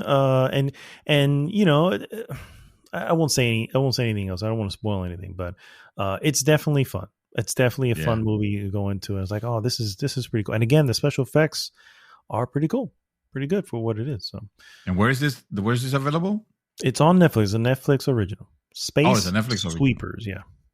Sweepers. Okay. It's a weird name. I'm gonna actually have to start doing that list that you've always wanted me to do, because I say, okay, that I'm down, but now I'm like, how many movies? Like probably like 3 or 4 or 5 movies more on the Marvel Yeah. Yeah, you're almost there. journey. So yeah.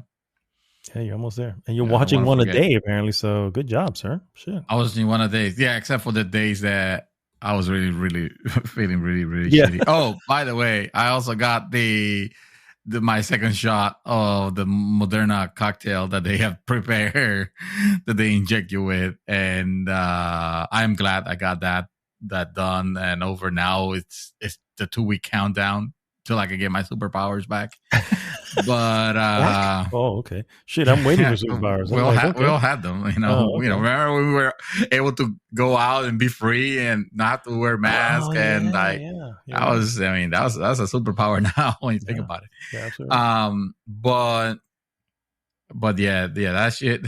Like my wife had it on Sunday and she was completely fine. You know, she just felt a little bit woozy at one point, and she took medicine for it and she completely fine, no problem.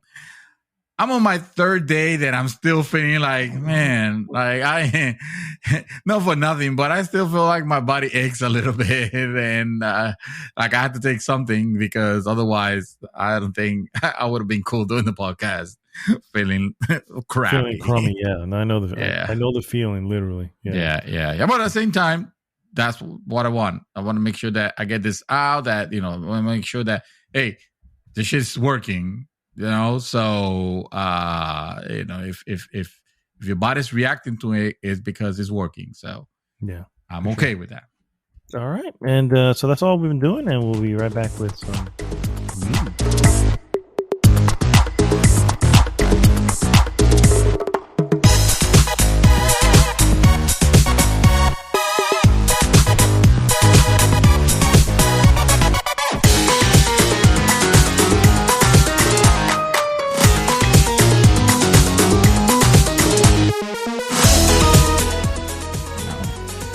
I am improving their material.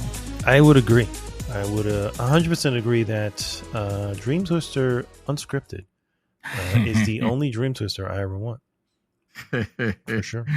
Dream Twister Unscripted. Unscripted, yeah. We're back, guys, with Mr. Dream Twister, who will remain unscripted for the rest of this. For the rest, yes. Episode. I'm throwing away the script. Yes, it's about time. Damn. I'm going unplugged. It's time, guys, for some useless news that you guys can all use. Oh, you mean the part that I sound like I'm reading? Do I not sound like I'm reading? I'm gonna do that, but it's gonna be for illusion purposes because I am ad-libbing all this. It's just gonna sound like I'm ad-libbing. It's all part of the illusion, It's what we call it backstage. I like it. Yes. All right. I guess it's time to read here some stuff. All right. Let's start with wink, wink, wink, wink. Let's start with a big one. HBO Max parent company Warner Media is merging with Discovery in a $43 billion deal. What? Oh, yeah. Tell me about that because I know nothing about that. Actually, that's not true. I did see some rumblings on that, but I wasn't sure what that was about. So they're merging. They are merging. It's like a media merger. Wow. This is not an acquisition. They don't own Discovery. Now they are merging with Discovery. So after less than 3 years, AT&T is pulling the plug on its entertainment ambitions, divesting Warner Media division it paid $85 billion for in 2018 to Discovery. The companies announced this morning that Warner Media Entertainment assets will combine with Discovery to create, quote, a premier standalone global entertainment company, end quote, according to the press release. The new deal means AT&T will receive $43 billion.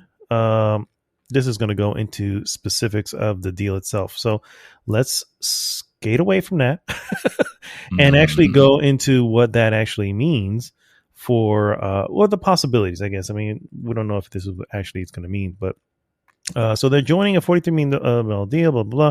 The basic idea is that Discovery, one of the largest cable conglomerates in the world, will combine its content with Warner Media, another massive entertainment company.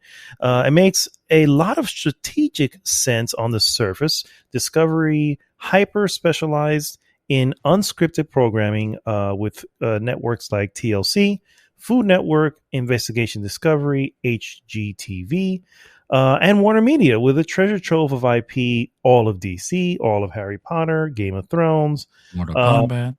and all this underneath that as well would be CNN, TNT. For DC fans, yes, it's a new world where King Shark could actually host Shark Week. That said, there are still so many aspects of the deal that are unknown. DC's IP are extremely important to Discovery, as is noted by the CEO, David Slavos, on a call with journalists that morning. As he specifically called out Batman and Superman. If leadership changes, that might happen. What might happen to DC slates? Does Zavlov, as the company's leader, want to continue investing in Warner Brothers interactive gaming publisher? That's another question mark. So there's a lot of questions, not a lot of answers at the moment. The deal just happened, but it is interesting. Two major corporations getting together like this. This is actually, I personally feel this is a cool thing, particularly for those who, subscribe to HBO Max. Maybe this will add additional content. HBO Max to me has become the network, the subscription service that I watch more than anything else. Like I watch it more than Netflix now. Wow. Yeah. Wow. Yeah. Wow. Yeah. That could be the case as you said. Mergers, you gotta be careful. Sometimes there are repercussions. Sometimes they don't go very very well. Some companies that they can't that have different cultures might not jive very much. Happens when Time Warner actually merged with AOL back in the early 2000s, and that was probably like one of the worst tech merger moves in history, because the two companies could not be more opposite to one another. Well, that actually leads to another tidbit of information.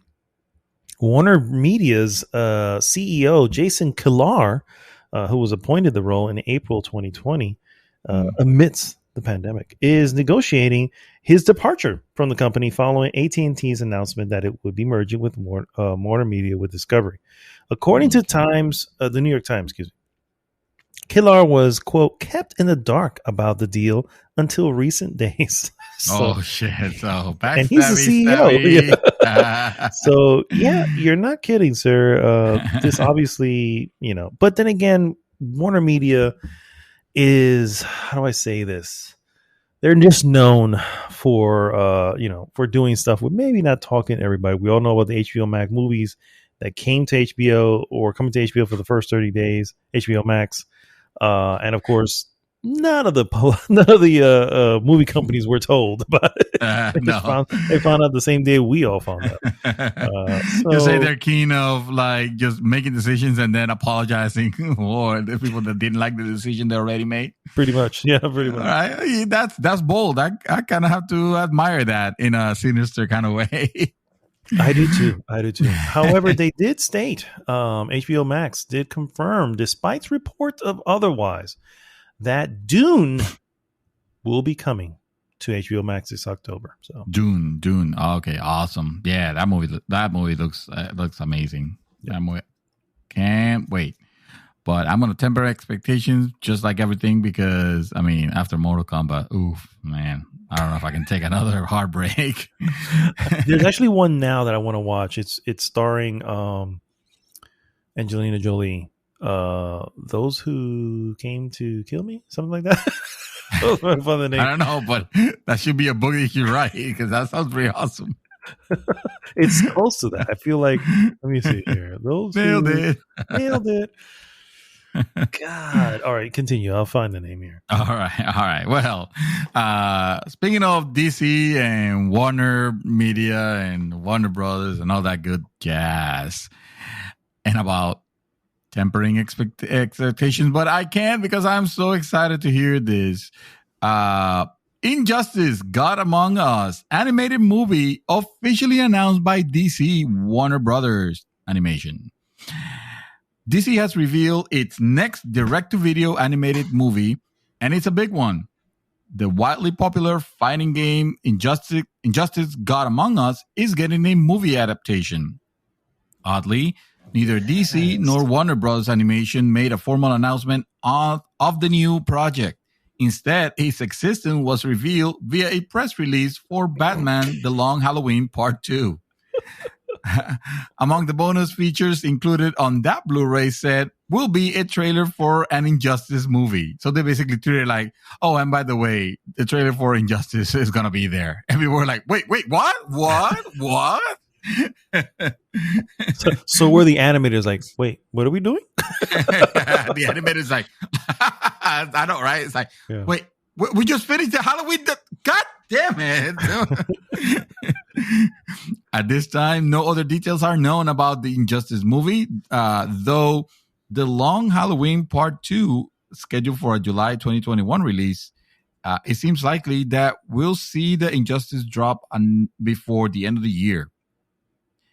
It remains to be seen how closely the movie will follow the plot of the original game and whether the game's voice cast will reprise their roles in the film.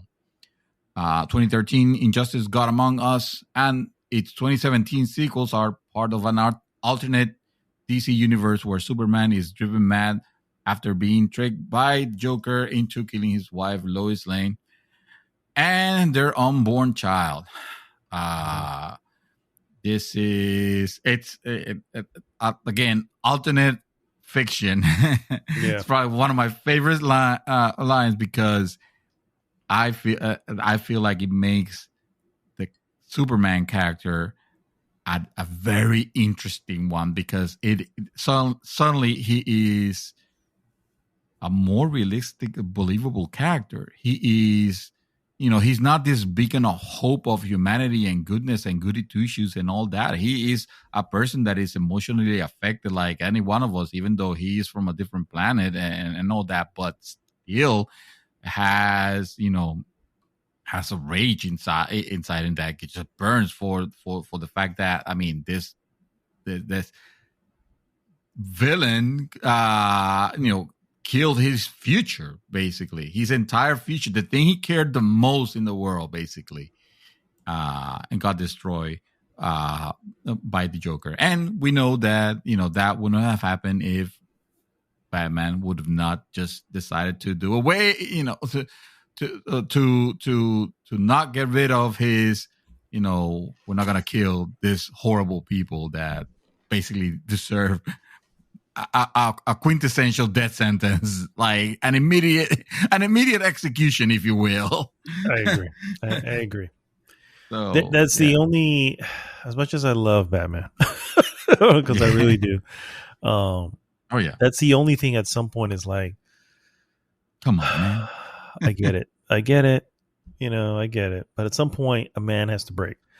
And commendable, he hasn't broken. Although there are what ifs and other stuff that show that he has. But at some point, it just becomes a little ridiculous. Like, you know what? I don't have to kill you, but I don't have to save you. Yeah, exactly. Sometimes he saves him. You're like, yeah, I didn't need to do that. It's like, well, I didn't tell him to stand up on that edge of the building. You know what I mean? It's like, yeah, I hear you. All right, my next piece, guys. The hyper expected film from Netflix, Knives Out sequel. And when I say hyper expected, that's really more me. Because I'm extremely excited for the film. I don't know how excited everybody else is, but I'm extremely excited for that film. Oh, I want to see what's next with that character. And it's Netflix exclusive. So which is That's pretty insane. interesting. And they paid $400 million for, if you didn't already know. But that money is being well spent. They have added some interesting cast members. The first and foremost is Janelle Monáe. Excuse me. Then you have Dave Bautista, you have Catherine Hahn, and you have Edward Norton. These are the four that have been recently announced for the Knives Out sequel. You probably know two out of the. I was wondering, like, what the hell is Bautista doing there? But okay. Yeah. I think Dave Bautista. I have seen him do a few things where I'm like, when he's not playing Drax. Okay, Drax is obviously an oddball character. But I have seen him do some things where I'm like, you know what? This guy has some. He's got a little something range to him. Yeah, he's got some range to him. He's not he ain't no Robert De Niro or anything like that. But he's got some range to him. So I definitely give him that. Let me see. Who's the other ones I mentioned here? Actually, you know what? I should have brought this up instead. Give me 1 second here. Sorry, I'm going to get my IMDb out. Oh no! All right. Yeah. Well, I just wanted to get your drinks, everybody. So Catherine Hahn, you would know Catherine Hahn from, you just watched what was it? WandaVision. You just watched WandaVision. Oh, WandaVision, yeah. And so Catherine Hahn was the, spoilers here for WandaVision for anybody, but the witch. She was the witch at the end. Okay. Right. Yes. Yeah. So she was, and she's actually, I thought she was really good in that role, for the record, and everything that she did, it was pretty hilarious. I really liked her. Yeah. Yeah. So great. She was pretty cool. Monáe, I want to make sure I got her up here. Janelle Monáe has been in a few things. Hidden Figures, which is actually a pretty good film, for the record. She was in Antebellum, which we all know, even though we haven't seen, we all know wasn't very good. But she has been in several different. We heard some things. We heard some things. Yeah. Unfortunately, she was. She's been in a few things, but anyway, she's going to be in it. And then, of course, my main concern, believe it or not, for the list of these actors that are going to be here, is Edward Norton. Believe it or not, and the reason for that is, how do I say this? Edward Norton is in a nice way. Edward Norton is a very good actor. I can't take that away from him. His problem is that he's also very intrusive to the, hey, we really should do this. I think this scene really works what we do. And it's like, you're not the director of this film. So he's known for doing that. And that's kind of why he's not the Hulk anymore. So, So anyway, he's really known for doing that, and he even knows. It's like, it's not. He doesn't even hide it. He's just like, no, I feel that this is. That can lead to not some good things. conflicts. I would say, that can lead to not good things. So the fact that they included him on as one of the actors, I'm cautiously optimistic for, because I'm just like, I don't know if that's a great thing. Doesn't sound like it. That said, he is generally in films that do really well. So either they figure it out, or maybe they're just okay with it. There's been some film, because you have also directors who are also they're control freaks, and they're like, look, I'm the fucking director. You know what I'm saying? So you have other ones that can be very collaborative. And if Ryan Johnson is collaborative enough, then maybe things just turn out okay. You know what I mean? Yeah. So something to be concerned about. Yeah. So my next piece, guys, and I don't typically talk about these things, but I feel like this is a big one. Overwatch. Oh. Yes, Overwatch 2, actually. PvP will now be 5v5, not 6v6. Today, Blizzard shared a major update for Overwatch 2, including one major change coming to the PvP experience. In Overwatch 2, PvP will be 5v5, will be a 5v5 experience instead of the current 6v6 team size. The team comp will now comprise 2 damage classes, 2 support classes, and 1 tank instead of 2. Overwatch director Aaron Keller says that this change will remove says that the change will help clean up the combat and create a more fluid gameplay style. That was a horrible sentence. Furthermore, without the defense provided by a second tank, players are likely to use the environment more and play more strategically and aggressively.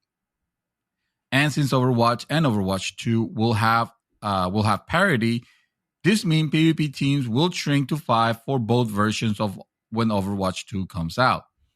Blizzard says that the change to 5v5 will update Overwatch classic roles. Starting with the sequel, tanks will change significantly and become more frontline brawlers than stationary shields. In addition, each role will get a passive role bonus that will complement each other's hero's unique ability. Tanks will have a knockback reduction and reduce ultimate charge gain when taking damage from enemies. Damage heroes will get a movement speed bonus, and support roles will have an automatic self-healing if they don't take damage for an extended period of time. This is one of the biggest shakeups to the Overwatch PvP and could potentially reshape the competitive scene. By dropping the teams to the count of 5, the contentious 2-2-2 meta, 2 tanks, 2 damage, and 2 healers will no longer be possible. And it will give tanks player a potentially bigger hand in the action. It remains to be seen how the team count will shake out in action, but yeah, stick around to IGN because they're the ones that reported on this. I just felt like it was right to give them the shout out. Anyway, so here's an interesting aspect. I don't feel a lot of media outlets have reported on, or at least I haven't seen it, because I did see this reported on a lot of media outlets, and even though we both are not big Overwatch players, we have people on the group that definitely are, and they see this change, be like, wow, this changes everything. I mean, literally the whole composition of the teams. And I'm thinking more about, well, what about the esport teams in general, like the actual players? So does that mean that now somebody's gonna get the axe on every team? That's exactly what that means, sir. That's kind of crazy that they go that route, or maybe they can, they can all form it, a team and call themselves the Expendables and like be their own. That is one way of going around it. Or, we can go the switch header route, just say, we need to switch you out because you're the liability in this particular match. And let's bring in the Wild Thing, you know what I mean? And go from there, I wonder how it plays. I mean, I don't know much about esports. For all we know, they're probably like 10 team members per team, and they just switch them around, and it's like, I mean, it's like my knowledge of football. It's that. Well, from what I've seen, because I watched a little bit of the league, I don't recall seeing anybody that is outside of the six. Outside of the 6 people. So I don't know if there was any bench players, if you will. Particularly if you think about it, these, there's a lot involved. So it's like to have somebody who's just there and you still have to sort of give them money. You know what I mean? They're not really doing anything. True. I don't know if the esports has gotten to that point. Yeah, that it needs to have, because the reason you have a team generally, is one, there's teams that you need it, but like going with football, for instance, it's a perfect example. You have a 53 man roster. Well, that doesn't mean you have 53 positions, specific positions you need to fill. No, you have, you got your quarterback and you may have a backup or 2. You have your running back and you may have 5 backups. You know what I mean? It's like most of them don't are not playing, but the whole deal is in that particular game you're susceptible to injury. True. Yeah, it's not a big thing in esports, you know what I mean? Unless you have a sprained wrist, you know what I mean? But other than that, there's not a lot involved there. So there isn't a need to have the backup, So I don't know. I think they just get the axe, bro. That'd be an interesting thing to read about, to see how it shapes up. To see how it forms out, yeah. I mean, as far as the change itself, I mean, it makes sense because it feels like that particular, two tanks, two damage, and two healers, meta. It feels like, okay, well, everybody's doing that. So where's the strategy? That's like the only way to play now. Yeah, exactly. Yeah, or the only way to compete. You can play however you want, but if you want to compete, that's the only way to go. Yeah. Yeah. So I agree. My next piece, guys, the ESA, you know those guys, right? Has provided the first details about how people will access the all-digital E3 2021 event. Oh, tell me about it. Gaming fans across the world will be able to, quote, attend E3 via an online portal and mobile app. Opening next month, the online portal and app will allow users to visit, quote, virtual booths for each exhibitor, which will feature videos, written articles, and special events. These will be the locations to find key announcements and game information from each publisher. Vitally, this will be the place where E3 live broadcasts will be held, accompanied by an interactive overlay that will provide viewer polls, featured tweets, and other elements. This broadcast will be hosted by E3's 2021's lineup of game personalities, which I can already feel the cringe.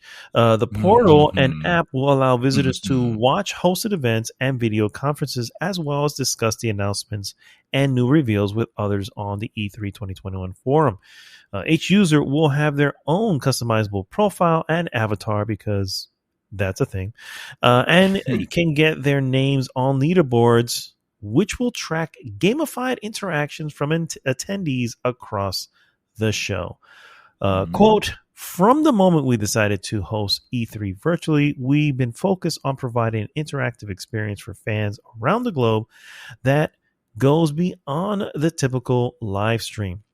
The result is a bespoke online portal and app that will allow fans, media, and industrial professionals to have an E3 experience designed to run parallel to the 4-day broadcast, laying the foundation for interactive E3 elements to continue the beyond this year's all-virtual show.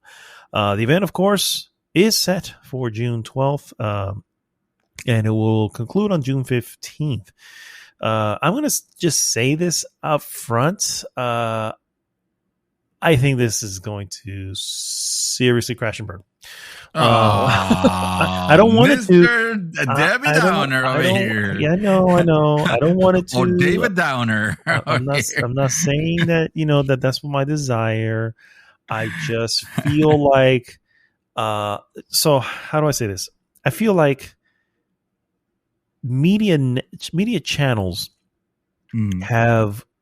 It's taken a while to get to the point where we were at with E3 before E3 stopped, before the pandemic. I think it took a while to get to that really well developed show with whoever you're watching. If you're watching IGN or GameSpot, whatever, each one of them had their own thing that they've refined throughout the years, if you will.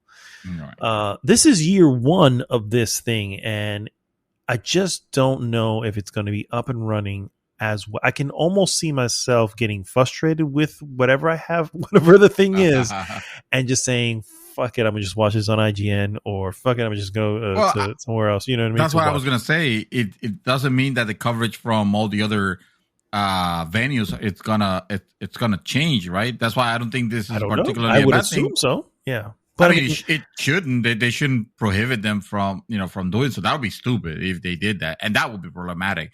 But the way they're doing it here, if it's just an extra that we suddenly have sort of virtual way of exploring the different locations that we didn't used to have before, because we had to go there. Then, I mean, you might be right. It might crash and burn because of the volume of people using it. But I really hope that it goes very well so I can enjoy it, because I think it'll be nice to experience E3. If it's going to change anyway because of the fact that it's not going to be live and things are going to be substantially different and everything's going to be digital, well, at least give me an interesting way of enjoying it that is not just sitting down and watching the press conferences and then just going through my Feedly app and to get the news from here and there. You know? Yeah, I mean, I can see what you mean. They sprinkle some of that throughout. I just feel, I had, again. Don't get me wrong. Not that I don't want them to crash and burn. I really want them to deliver exactly what they're saying they want to deliver. I want that. I just call it the pessimist in me. Call it the fact that we've, again, like I said, think about the first E3 that you and I have not gone to, but you know what I mean. We've got together to watch, and how you've had you count the countless issues you had watching. How many times we had to switch to a different other one because something happened. You know what I mean? Yeah. At the very beginning, and then just go to the very last one that we did together, and just realize how refined those shows have become, right. How they've gotten used to and understand what it is they need to do, what it is they need to deliver. And this is the ESA's first time doing this because they just want you to tune in, right? They want to have a show first off, and they understand the pandemic, but they want you to tune in. So I get that. I get what they're wanting to do. I just fear that it will not hit the way they're intending. So, however, I still will be there with the app downloaded.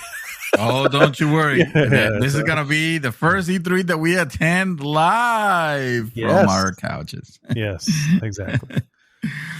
And it is happening. By that time, we should have our full powers again. So we should have no problem hosting. We should have no problem frigging podcasting the old way. I agree. Even though this way is kind of more convenient. I won't lie. But still. I mean, when you start throwing in drinks and you're like, do you want to drive after this? That's right. Maybe I'll separate a room at Casa de Martin. I mean, we gotta make sure that they still have my presidential suite. Yes. We'll have to make sure we have that schedule somewhere. Which is a couch in the living room, and that's fine. Bethesda. Speaking of E3, actually, so Bethesda. And to no surprise, Microsoft will host a joint E3 2021 conference. Yay! Say not one. Hell surprise. Bethesda and Microsoft will hold a joint conference at this year's E3 2021. Bro, that is in the coming weeks. Mm-hmm. I'm starting to get fired up about this whole thing. I'm realizing that, oh shit, wait a minute. It's June already. It sure is. And I'm off the 14, 15. What? Yeah. Yes. I'm excited, bro. I'm excited. Ta-da. News of the joint conference with Bethesda and Microsoft was revealed in an interview with Xbox Game Studio head Matt Booty. I'm not even going to touch that one. In the interview with French outlet Le Figaro, it was said by the author Chloe, and I'm not going to pronounce your last name because it's unpronounceable. The conference will happen within a few weeks, which likely means E3 2021. Both Microsoft and Bethesda tends to host individual shows during the conference, but it makes sense this year considering the latter is now owned by the Xbox company, of course. What all Bethesda plans on showing during the conference is not known at this time, but it's possible that we'll finally get to look at how Starfield is coming along. According to Bloomberg's Jason Schreier, the game will make an appearance at E3, but the game is nowhere near done and won't be released this year. So probably looking at sometime late 2022. And whether we hear anything else on the next Elder Scrolls game is not known either. It will be nice, even if Starfield is coming out before then. Then again, it could be years before we find out anything about it. Microsoft is just one of the companies confirmed for the virtual conferences this year. The others are Capcom, Nintendo, Take-Two, and Ubisoft, along with Bandai Namco, Gearbox, Sega, Square Enix, and Xseed Games. Surely more companies will be announced at a later date. So, yeah, because I haven't heard Devolver Digital here. Hello, Yeah, hello. That's happening. There's no E3 without Devolver Digital. Let's be real. They're gonna crash the whole thing. The Bethesda Microsoft one. You imagine they just crashed like the wedding crashers. I wouldn't put it past them. I know. I love those fools. Oh God, you gotta love them for sure. That's an interesting piece, sir. My last piece is more of a humorous piece. We all know Ikumi Nakamura, the woman that we touched our hearts when she presented Ghostwire Tokyo at the Bethesda conference. There you go. Back. Yeah.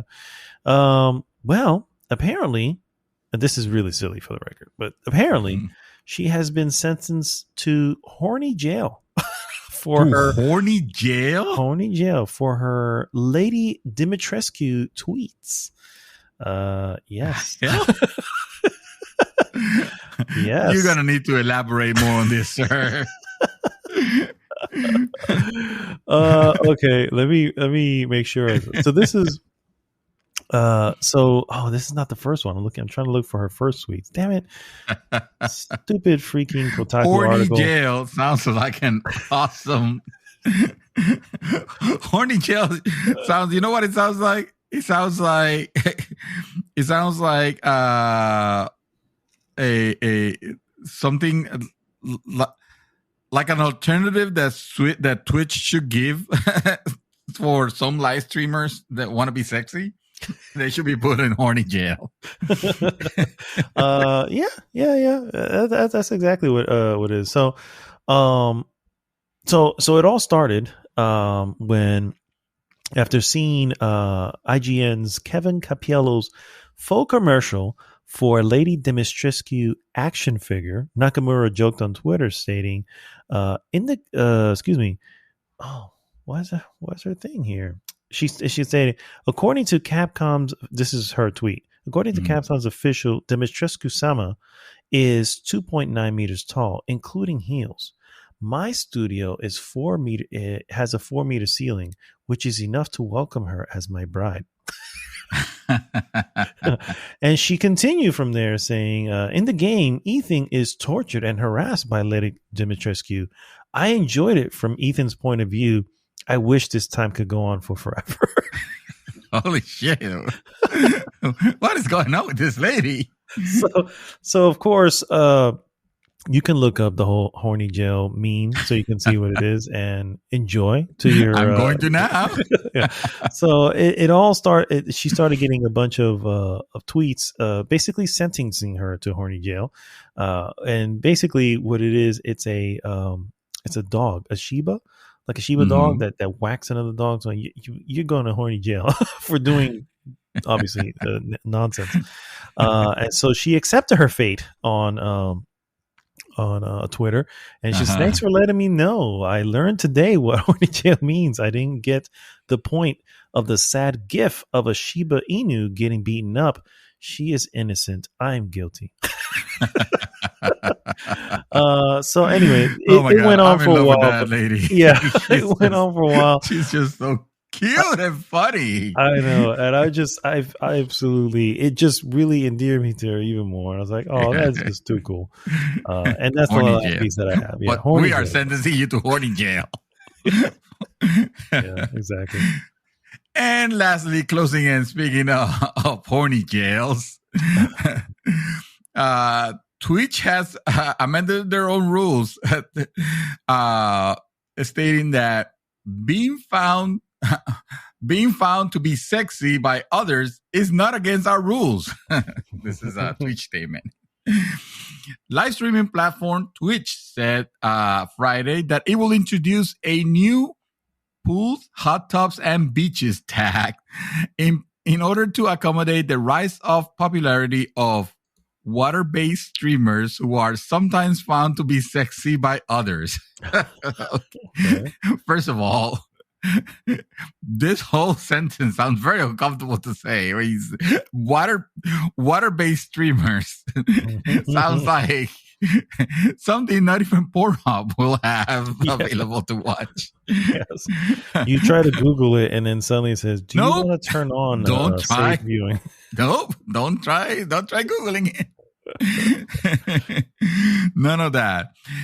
The addition of the tag means that advertisers can include or avoid channels that feature streamers who wear bathing suits and hang out in or around bodies of water, both man-made and naturally occurring. The blog post, let's talk about hot tub streams. In that blog post, Twitch said, while we have guidelines about sexually suggestive content, being found sexy by others is not against our rules, and Twitch will not take enforcement action against women or anyone on our service for their perceived attractiveness. End quote. The move comes days after Twitch pulled ads without warning for popular streamer Caitlin Amorant Siragusa. Okay, sure. And other hot tub streamers drawing criticism about how Twitch enforces its terms of services and how the company handles streamers who happen to be found sexy by others. Twitch acknowledges, saying, we recently suspended advertising on some channels that were flagged by the majority of our advertiser base and failed to notify them. Our creators rely on us, and we should have alerted affected streamer of this change before it happened. It was a mistake not doing so, end quote. The company said it's working with streamers who were affected to reinstate ads where appropriate. Twitch said the addition of this category is not a long-term solution, but in the near term, solve the issue for viewers, advertisers, and streamers who are found to be too sexy by others. Wow. Too sexy. No. But I must. Yeah. I mean, I agree. Listen. I'm not even sure what you're about to say, but I'm going to say I agree. Well, yeah. I'm just saying, if that's what you want, why don't you open an OnlyFans account and just go that route? You know, I remember when Twitch used to be about the games. You know, yeah. And sure, at the very beginning, a lot of the games were, you know, secondary to the cleavage that it was being shown. And unfortunately, that was a fact. And because let's face it, that was immediately going to attract viewers. Mm-hmm. And then Twitch put a stop to that, or made some rules against that. And then Twitch streamers started like circumventing that by saying, hey, well, this is the attire that will be appropriate if I am on a hot tub, on a beach, on a lake, you know what I mean? Like mm-hmm. those kinds. And I mean, there's truth in that. I mean, that would be appropriate attire to have if you were at those locations and whatever. But I feel like Twitch was, the emphasis of Twitch was more about about games and competitive nature of games, or just demonstrating or showing games or stuff like that. And now it goes into this like weird, like, well, talk shows here's and there's, and there's even cooking shows. I guess there's cooking, there's stuff, and I mean, more power to them, I guess, for branching out. I don't think that's necessarily a bad thing. It's just that when you have problems like this, I mean, they're self-inflicted, bro. You are letting this content. You're saying it's okay to have this content. I mean, it's not gonna stop. It's not gonna stop. Yeah. It's also, I mean, that's why, but it's also, when you really think about it, you lose what was important or the reason people came to you. I mean, think about MTV. Remember MTV? Yes. When MTV Reverse came out, it was about the music. It was about the music videos. It was just awesome. Yeah. When's the last time you watched MTV? It's still there. It's still there? Yeah, I was gonna say. I didn't fucking know it was still there. Still there. Oh shit! Exactly. So because it completely forgot what the hell it was. The point of it is, And don't get me wrong. I think there was a MTV Hits was like a spin-off channel, because I think at some point you have MTV, MTV2, MTV this. You know how all these channels really that happened. Yeah. I didn't even know about that. Yes, they even had a one in Spanish. Hits. It was MTV. I don't know what it was, but it was a one for maybe. But MTV Hits was when they did that one. It was the only one that I would watch, because all they played was the hits, and it would be music videos, and it was just like, yes, this is what I want. This is what MTV is supposed to be, And so anyway, so yeah, that's Twitch has you start doing this too much, and before you know it, what brought you here suddenly gets lost. And it totally gets it. And when you look at and like right now, just out of curiosity, I just opened Twitch. What's the first thing that gets put on my face? Is one of the hot tub channels, and what do you see? There's lady in a bikini on it, which is, again, nothing wrong against ladies in the bikinis. I just happen to really fucking love ladies in bikinis, but I don't hate it. That's not what I go to Twitch for. There are other venues for that. They're free. It could be anything. It could be whatever. We don't need to make it. To make it that, or if you're gonna have it that, like, don't make that the focus of. I thought Twitch was about gaming, You want to have channel about bikinis? Fuck, I encourage that. I fucking encourage that. Bring it. Let's put it in its own category and be done with it, and call it something else. I agree. Yeah, exactly. Have it a spinoff. You'll have all the people who want that over there. Exactly. Yeah. Have it a spinoff. Let me tell you, I can see why this channel only have 3,000 viewers. There's a lot of fucking skin being shown here.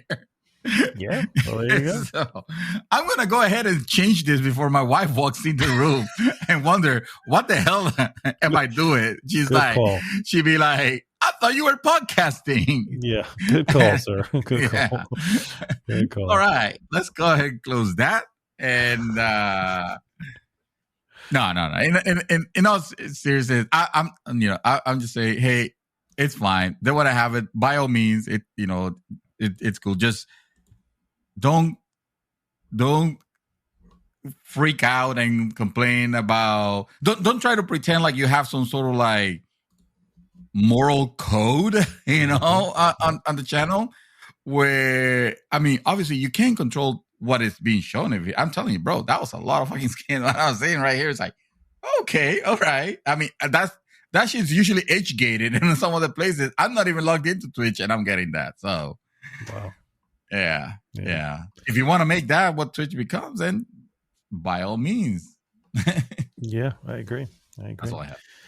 All right, guys. So stay tuned. We'll be right back with our hot topic. Hot topic.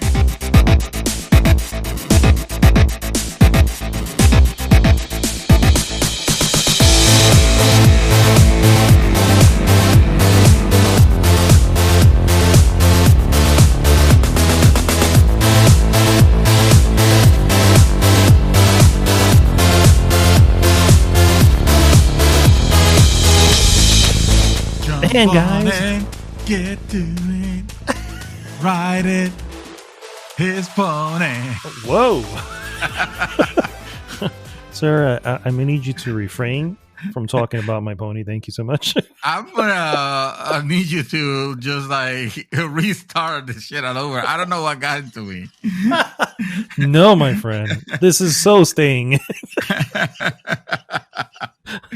Oh man, I know. I am recorded now.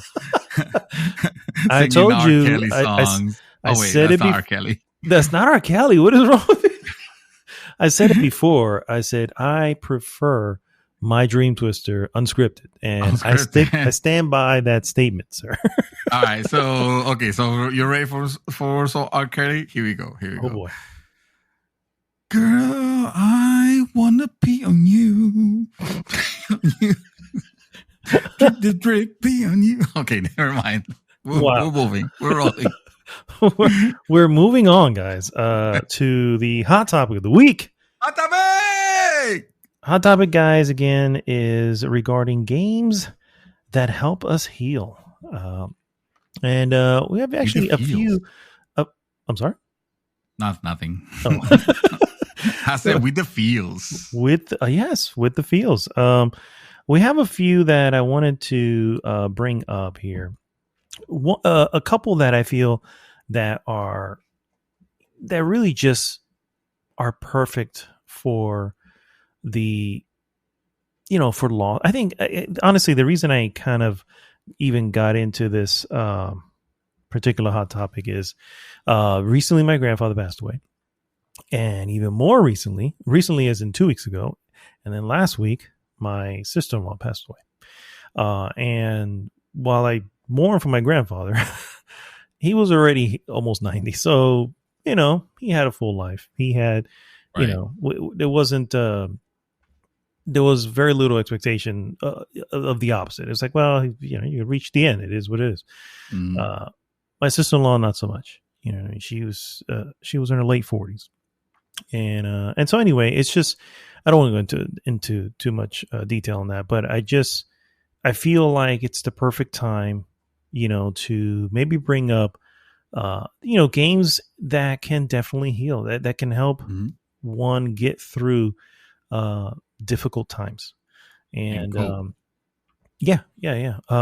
And so anyway, that, and I also wanted to highlight a few games that, while I, personally, how do I say, the thematic agenda of the particular game isn't something that I have had to deal with, but I feel like others have, and it'd be important to bring them up because, hey, if you're going through something tough, that that's you obviously, first off, you want to always reach out to anyone that you want to speak to, but at the same time, sometimes just being, if you're just by yourself, sometimes these games can help alleviate stresses on that. So before we begin, sir, do you have anything you wanted to say to follow up on that? I wanted to say, in my case, video games has been so intrinsic, such an intrinsic part of my life that it has almost become already like a part of my, like second nature, like a part of me, already, and to the point where I don't feel like I use them for let's say, for example, like a lot of people say, oh, video games are like escapisms. In my case, they're just like intrinsic part of my reality. It's like some people watch TV, some people read books. I play the video games. So even though I might not have a lot of examples of particular ones that I have used to deal with specific situations, I say them not because they don't exist, or that I don't think that games could be a valuable healing tool.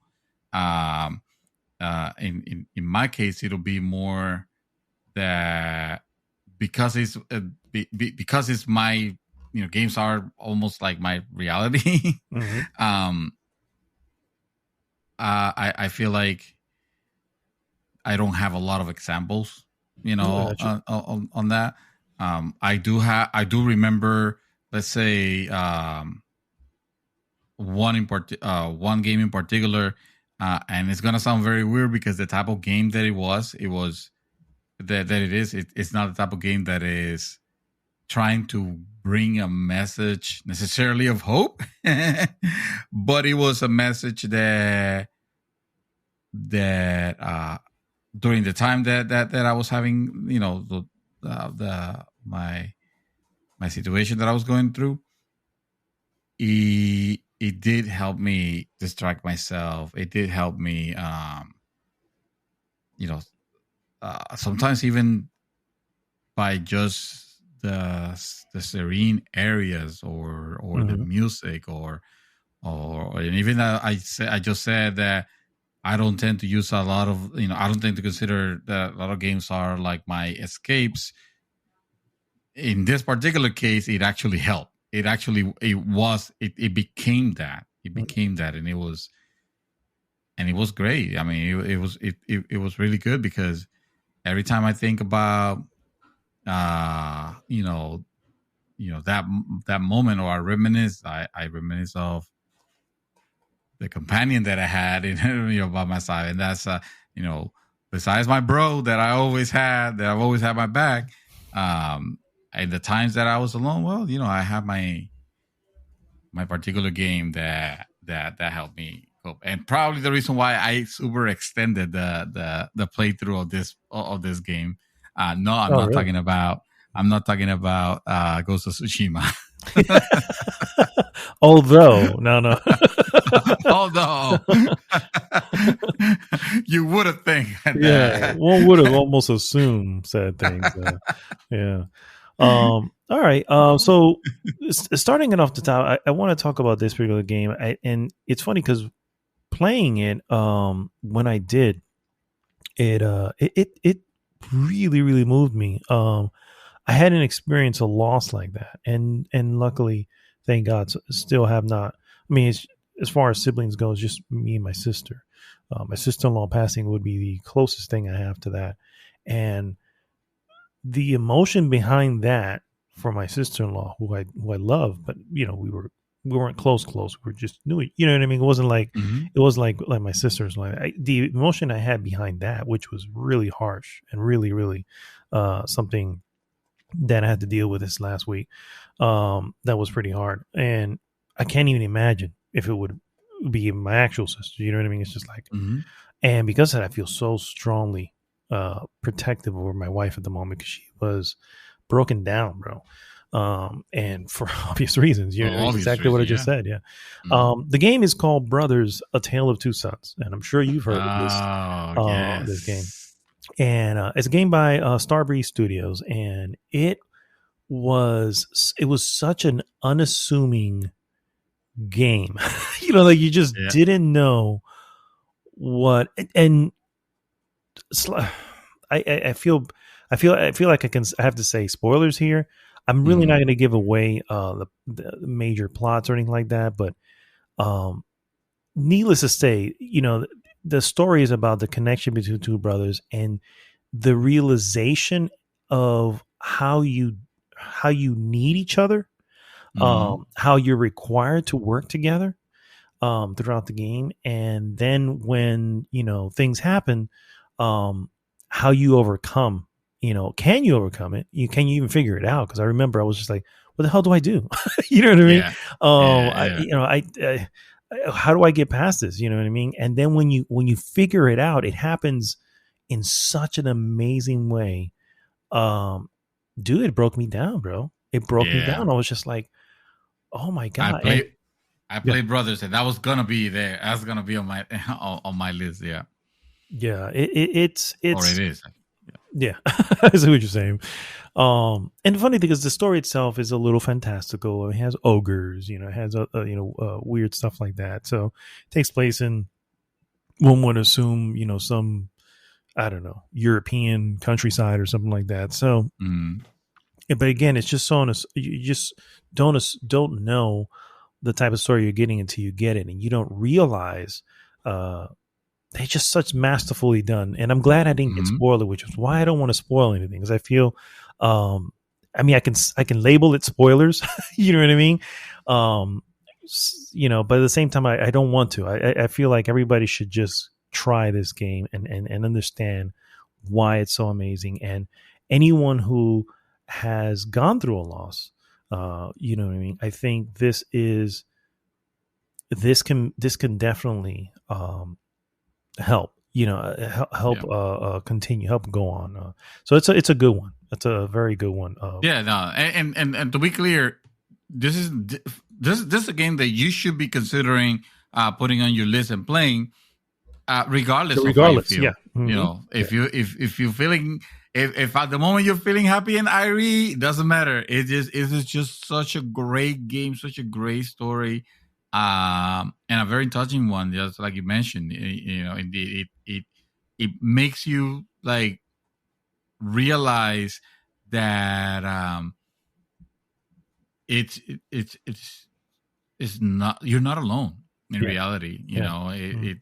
you, there are times that yes, you feel alone, you know, but um it's you know, recognizing that and reaching out. Uh I don't, I will never ever pretend to understand what real depression is.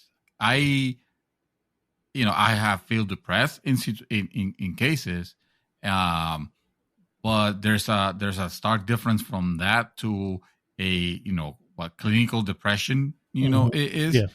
And this is not something that you just go, that is just easy to tell someone, you know, suffering clinical depression will feel better, or well, just reach out, or just, you know, don't be upset, or because it's not, kind of stuff like that is beyond the control. You Yeah, yeah, know, exactly. it's Yeah. beyond the If it control. were So that easy, it wouldn't be a problem. Yeah. exactly, Yeah. exactly, it wouldn't have been considered a, you know, clinical situation.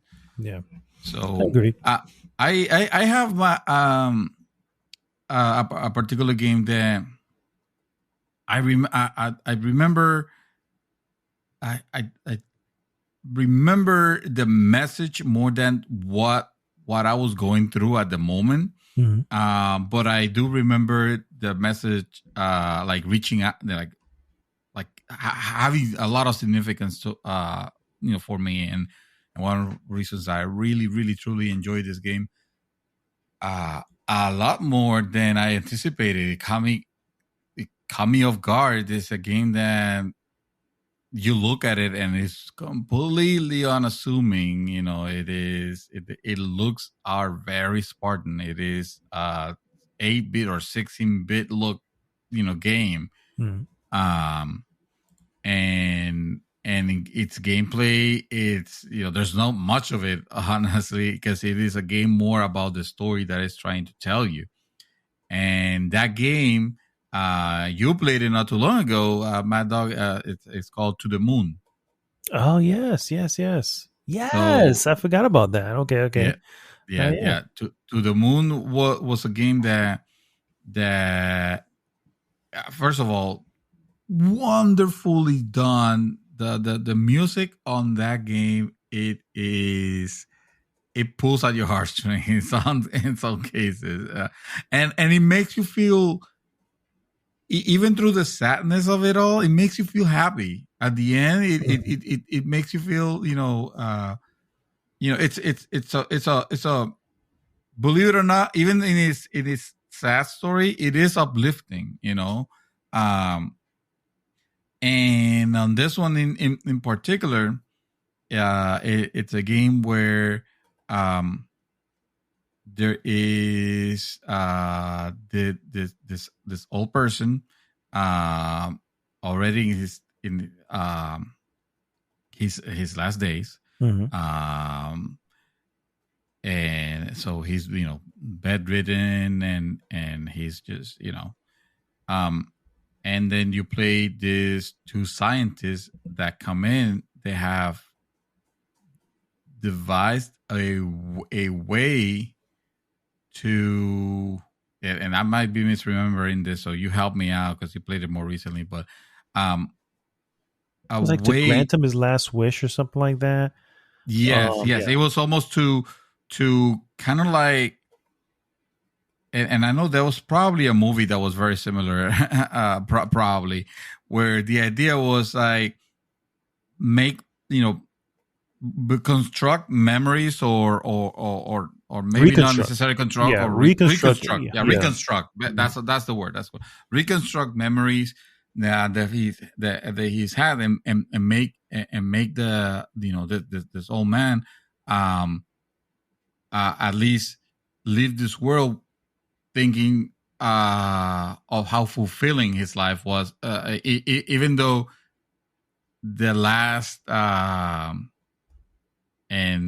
I mean, I don't know if I should say it, because it is part of the trailer, but because it's presented in such an out of context way, You don't know what you're watching. Yeah. it's probably, you probably don't know what you're watching. But let's say that it makes him feel like he have realized his dream, basically, because that's the whole point of it. They rest in the peace, and they have lived the life, and throughout the game, it's funny because you are suddenly this person is living, his life. I think he was going back, like backwards, like regressing, if I'm not mistaken. Mm-hmm. And that's how you put together like a lot of the mysteries of his life, and stuff. And anyway, it's a beautiful story that makes you think about, sometimes we are so concerned with death and the end, that we don't realize that, it is, we have a whole life that we should be paying attention, and that is full of people that deserve that, that attention, and that we should be more preoccupied on living. Yeah. Life is short, Dish. and Yeah. and you can make it a wonderful, a wonderful one. In this case, in the case of this game, if they try to make it like artificially, but obviously we know that in reality there's no such thing, there's no such technology yet. Yet. I'm Glad you said it. to have that, to re-fulfill your life before passing away. So let's make the best of the one that we have right now, because we only get one life, For no sure. continuous. And For sure, yeah. yeah. Another one that I actually played, I've played this on the Switch because it came out to the Switch first, but I believe it's already a bunch of other places, and that is Gris, which is Spanish Gris, yes, for gray. Yeah, which is, first off, artistically a beautiful game, an absolutely beautiful looking game. But essentially, what it is, you play as a young girl, and she's kind of going through this land, which is, you can call it a fantasy land or whatever the case may be. But the deal is that the areas are specifically linked to the 5 stages of grief, essentially, which of course are denial, anger, depression. I don't remember what the other ones are. I know the last one is like, huh? Negotiating. Hold on, let me see. Negotiating. Stages of grief. Yeah, I know denial's the first one, because of the which is deny. That's the denial, first one. Anger, bargaining. Oh, I was close. Okay. Depression, and acceptance. Acceptance. Okay, yeah. So essentially, those are the stages of the game, essentially. But obviously, they're done in a very artistic way, and told in a very, very, but just a beautiful game. Again, it's just, anyone who's gone through it can relate immediately to what you're seeing on the screen, and the metaphors that are being used in the game is really, really amazing.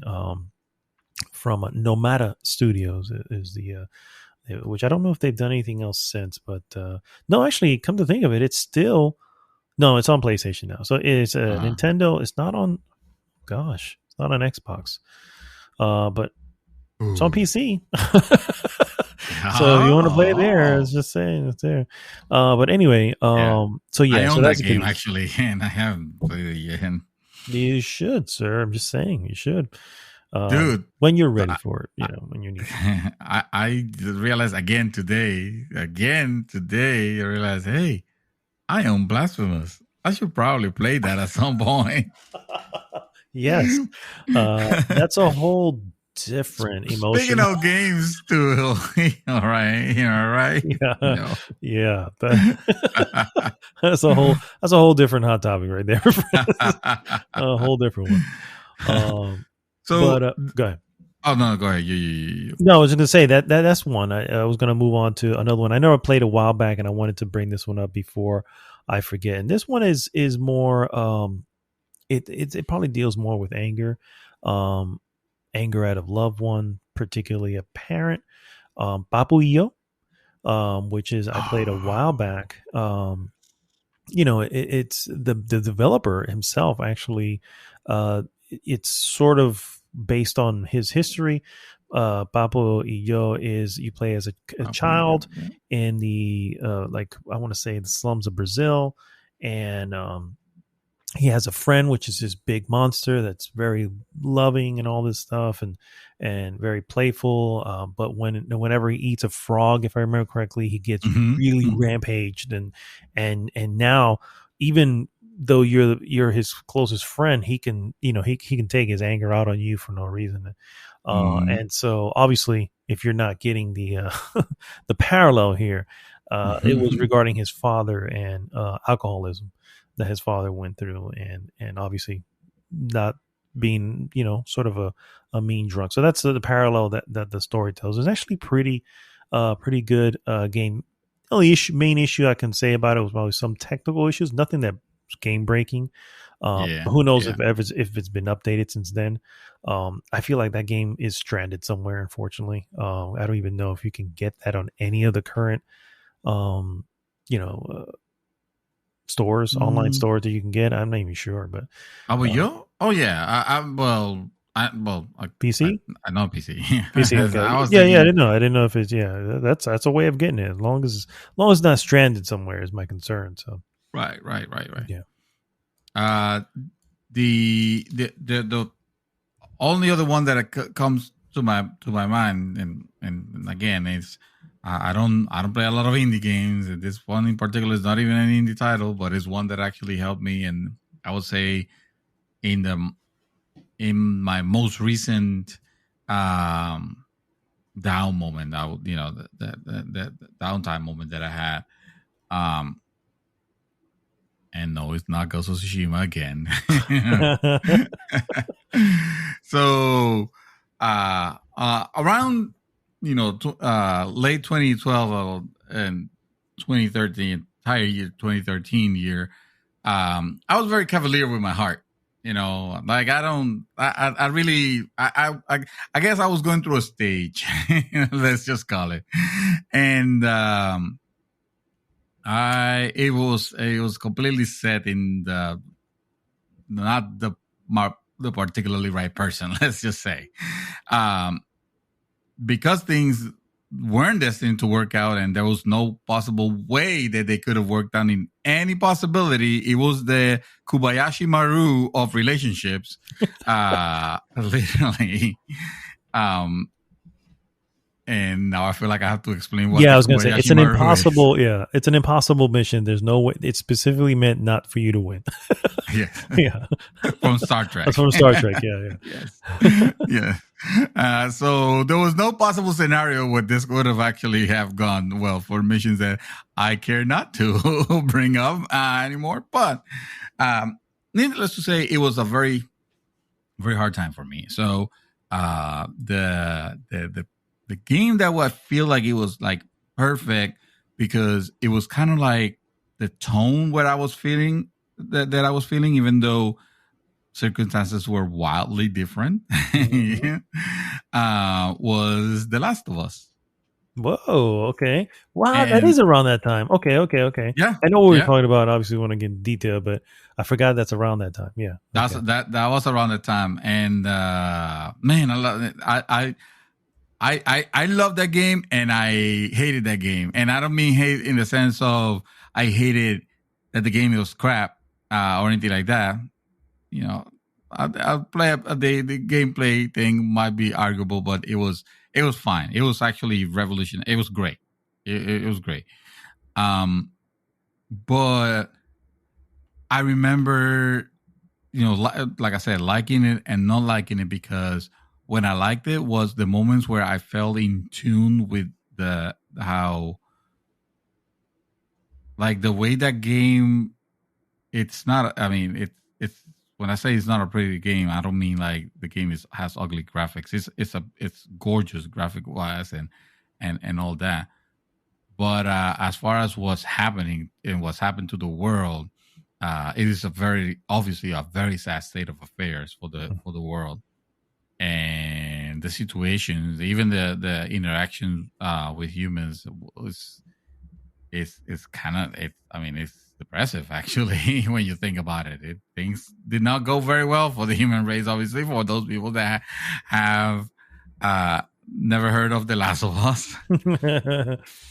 and there were moments that I felt like completely in sync with that feeling, especially when you're trudging through the world and you only have like your one companion, and that's the person that you lean on emotionally a lot, and I felt the same, the same way. I didn't, obviously I was living. Well, I was living with my sister around that time, but and I love my sister and all, but there's some subjects that I never felt comfortable like talking about. So I can't say that was my support basically. But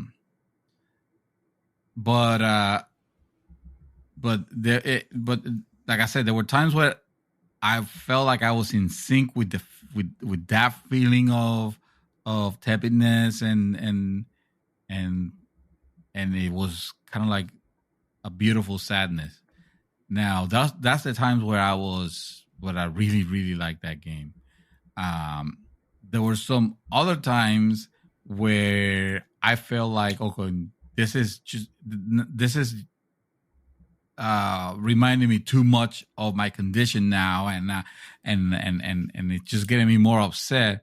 And on those cases, I will not like it, and I will have to take time from playing it. I will have to stop playing it because I didn't like the way that I was feeling. I was already going through a hard time, and that game was not an easy pill to swallow, or at least at that time. Now I realize that now it's, but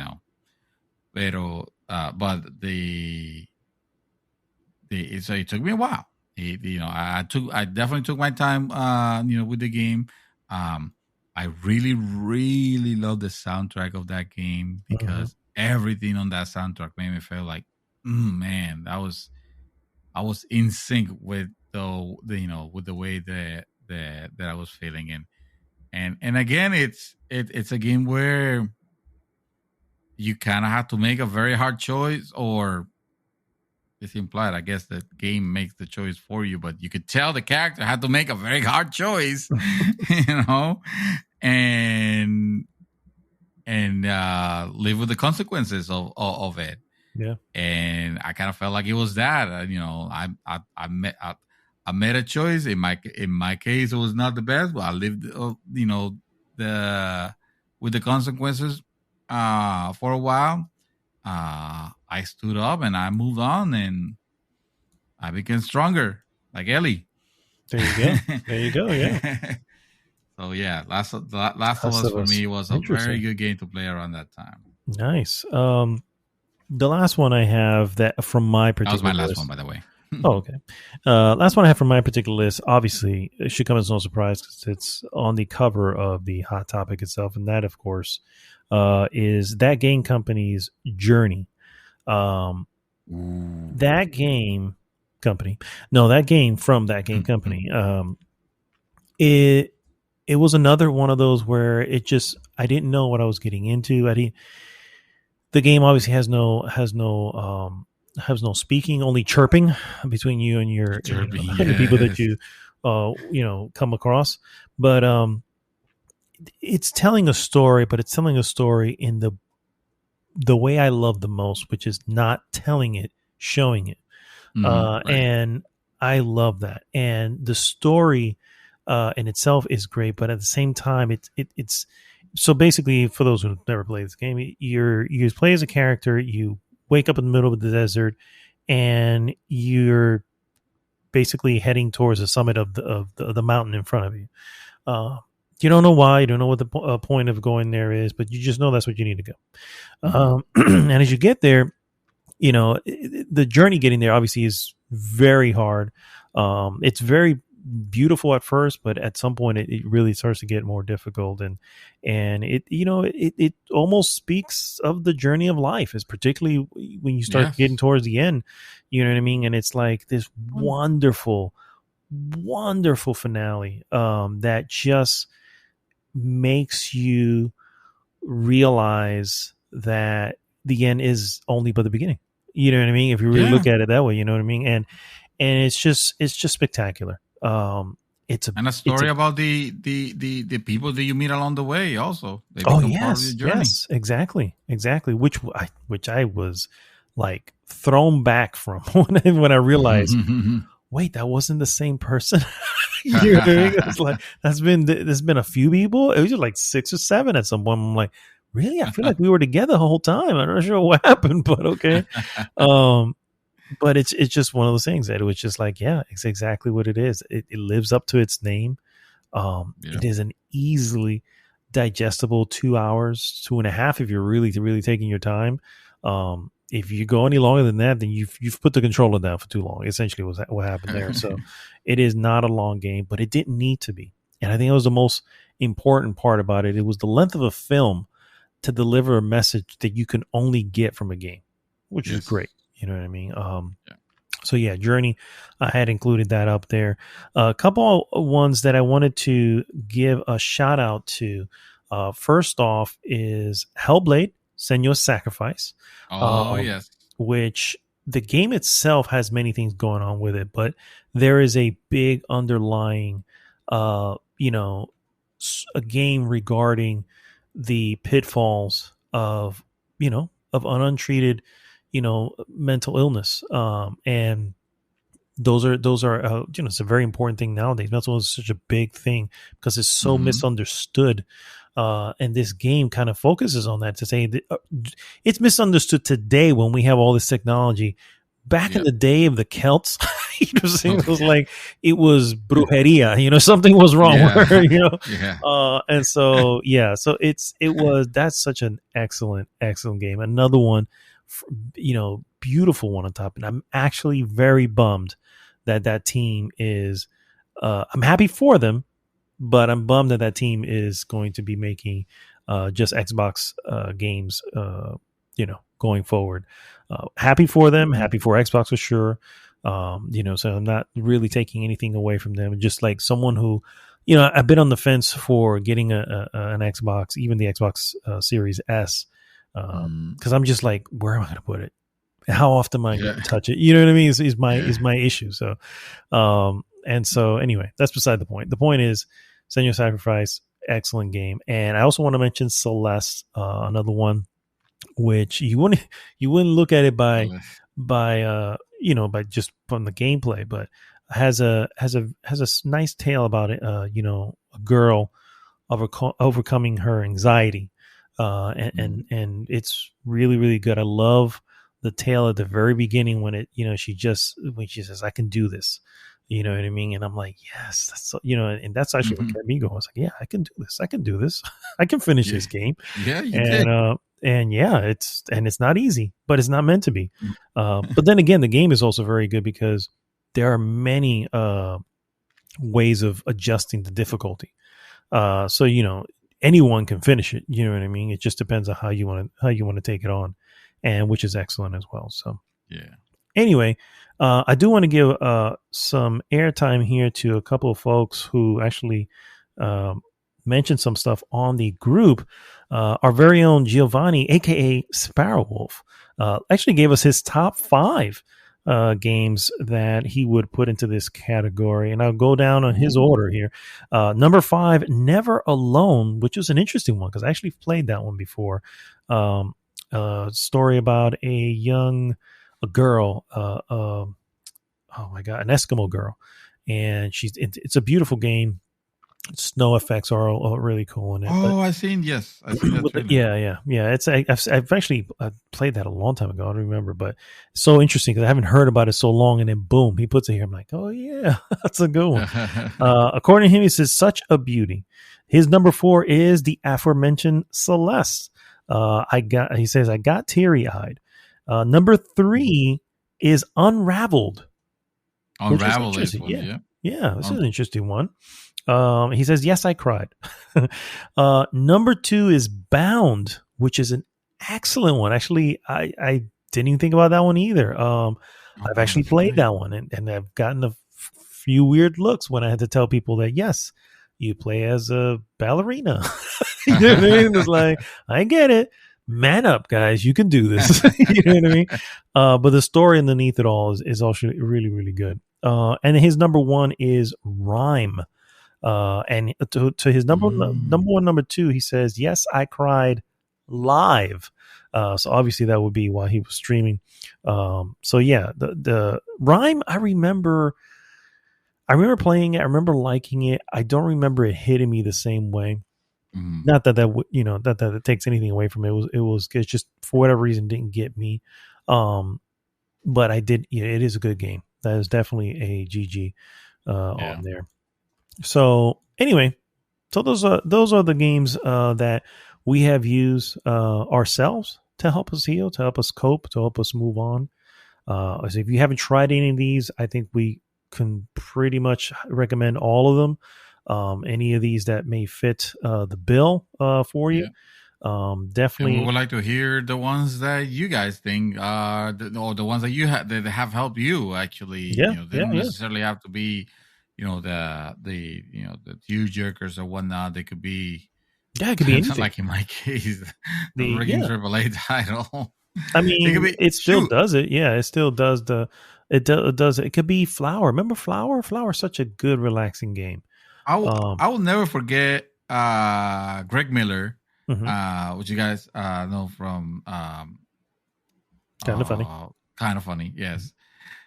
He always mentioned how he was going through his, because he got divorced at one point and later remarried.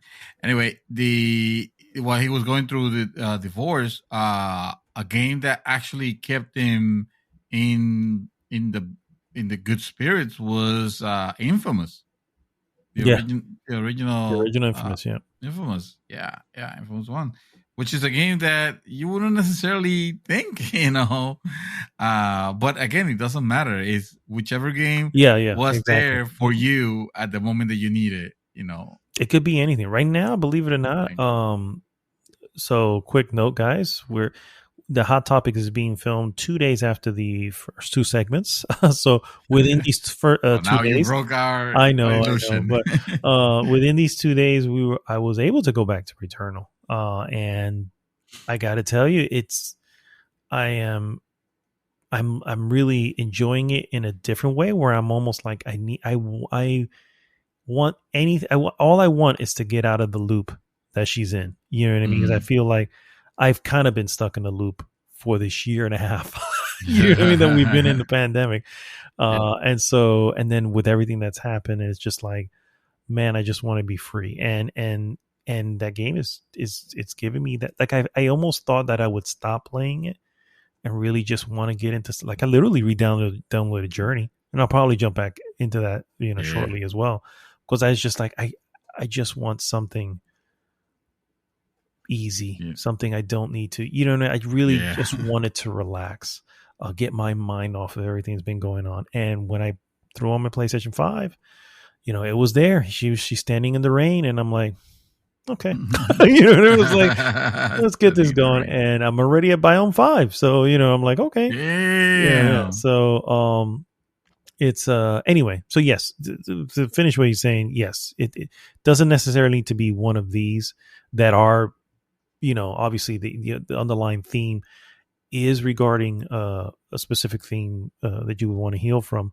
Sometimes it's just a random game that, hell, Tetris could be, mindless fun that just gets your mind off of things. And so, yeah. So I definitely recommend everybody try these. And yes, on top of that, please, if you have similar things like Mr. Sparrowwolf here, by all means, share with us. Also, gosh, did I just close it? I didn't mean to close it. I also wanted to give, because Jose said a little something here too, and of course I closed it like a maroon. Here it is. Jose Maldonado says, Journey was the perfect image choice for this topic, sir. That was such a beautiful experience. Once it was done, I just sat there and let it wash over me. Apotheosis remains one of my all-time favorite video game songs. So there you go. Oh. I'll have to look that song up. Yeah, me too now. Yeah, for sure.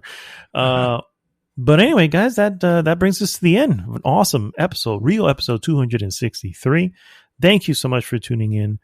As always, please go to goodgame.rocks to join the conversation in our Facebook group. And of course, please like, subscribe, and share the podcast with everyone. This is Mad Dog signing off for this week, saying everything's going to be okay. Everything's going to be all right. Mr. Santos, take us home. During the little pause break that we had from the news to the hot topic, I watched Black Panther. Your new number one? That movie's not that great, actually. I'm glad I didn't feel like that. I'm doing it wrong. It's not bad. It's not, in no way is it a bad film. But I hear you. It was probably not whatever I scored it back in time. And again, this feels like rewatching this thing has like opened my third eye. It's like, what was I thinking? This is why, and I say this all the time, you cannot give an accurate review of something you just finished watching. And honestly, you can, and on top of that, because like I said, a lot of film classes and students still, the part of the course is you can't watch it once and make it a review. You have to watch it more than once, and it gives it a better light. Yes. The only problem with that is the more you do that, and the more movies you see, the more jaded you get. You know what I mean? So I can definitely talk about that. I've gotten pretty jaded. Well, people are all excited. I'm like, I was like, I don't know. Mortal Kombat. Yeah, exactly. It comes to mind. I'm like, everybody was like up in arms about the trailer. I'm like, oh my God, it was the best thing ever. Yeah. Oh, it's Sub-Zero. They did Sub-Zero so right. Yeah, they did, for the record. Maybe a little too right, but yes. But anyway. Sub-Zero is a god figure there. Pretty much. I don't think they did it right. Too much. Mucha sazón. They over-seasoned it. Nice. Mucho sazón. I like it. All right, guys. We'll see you next week. GG!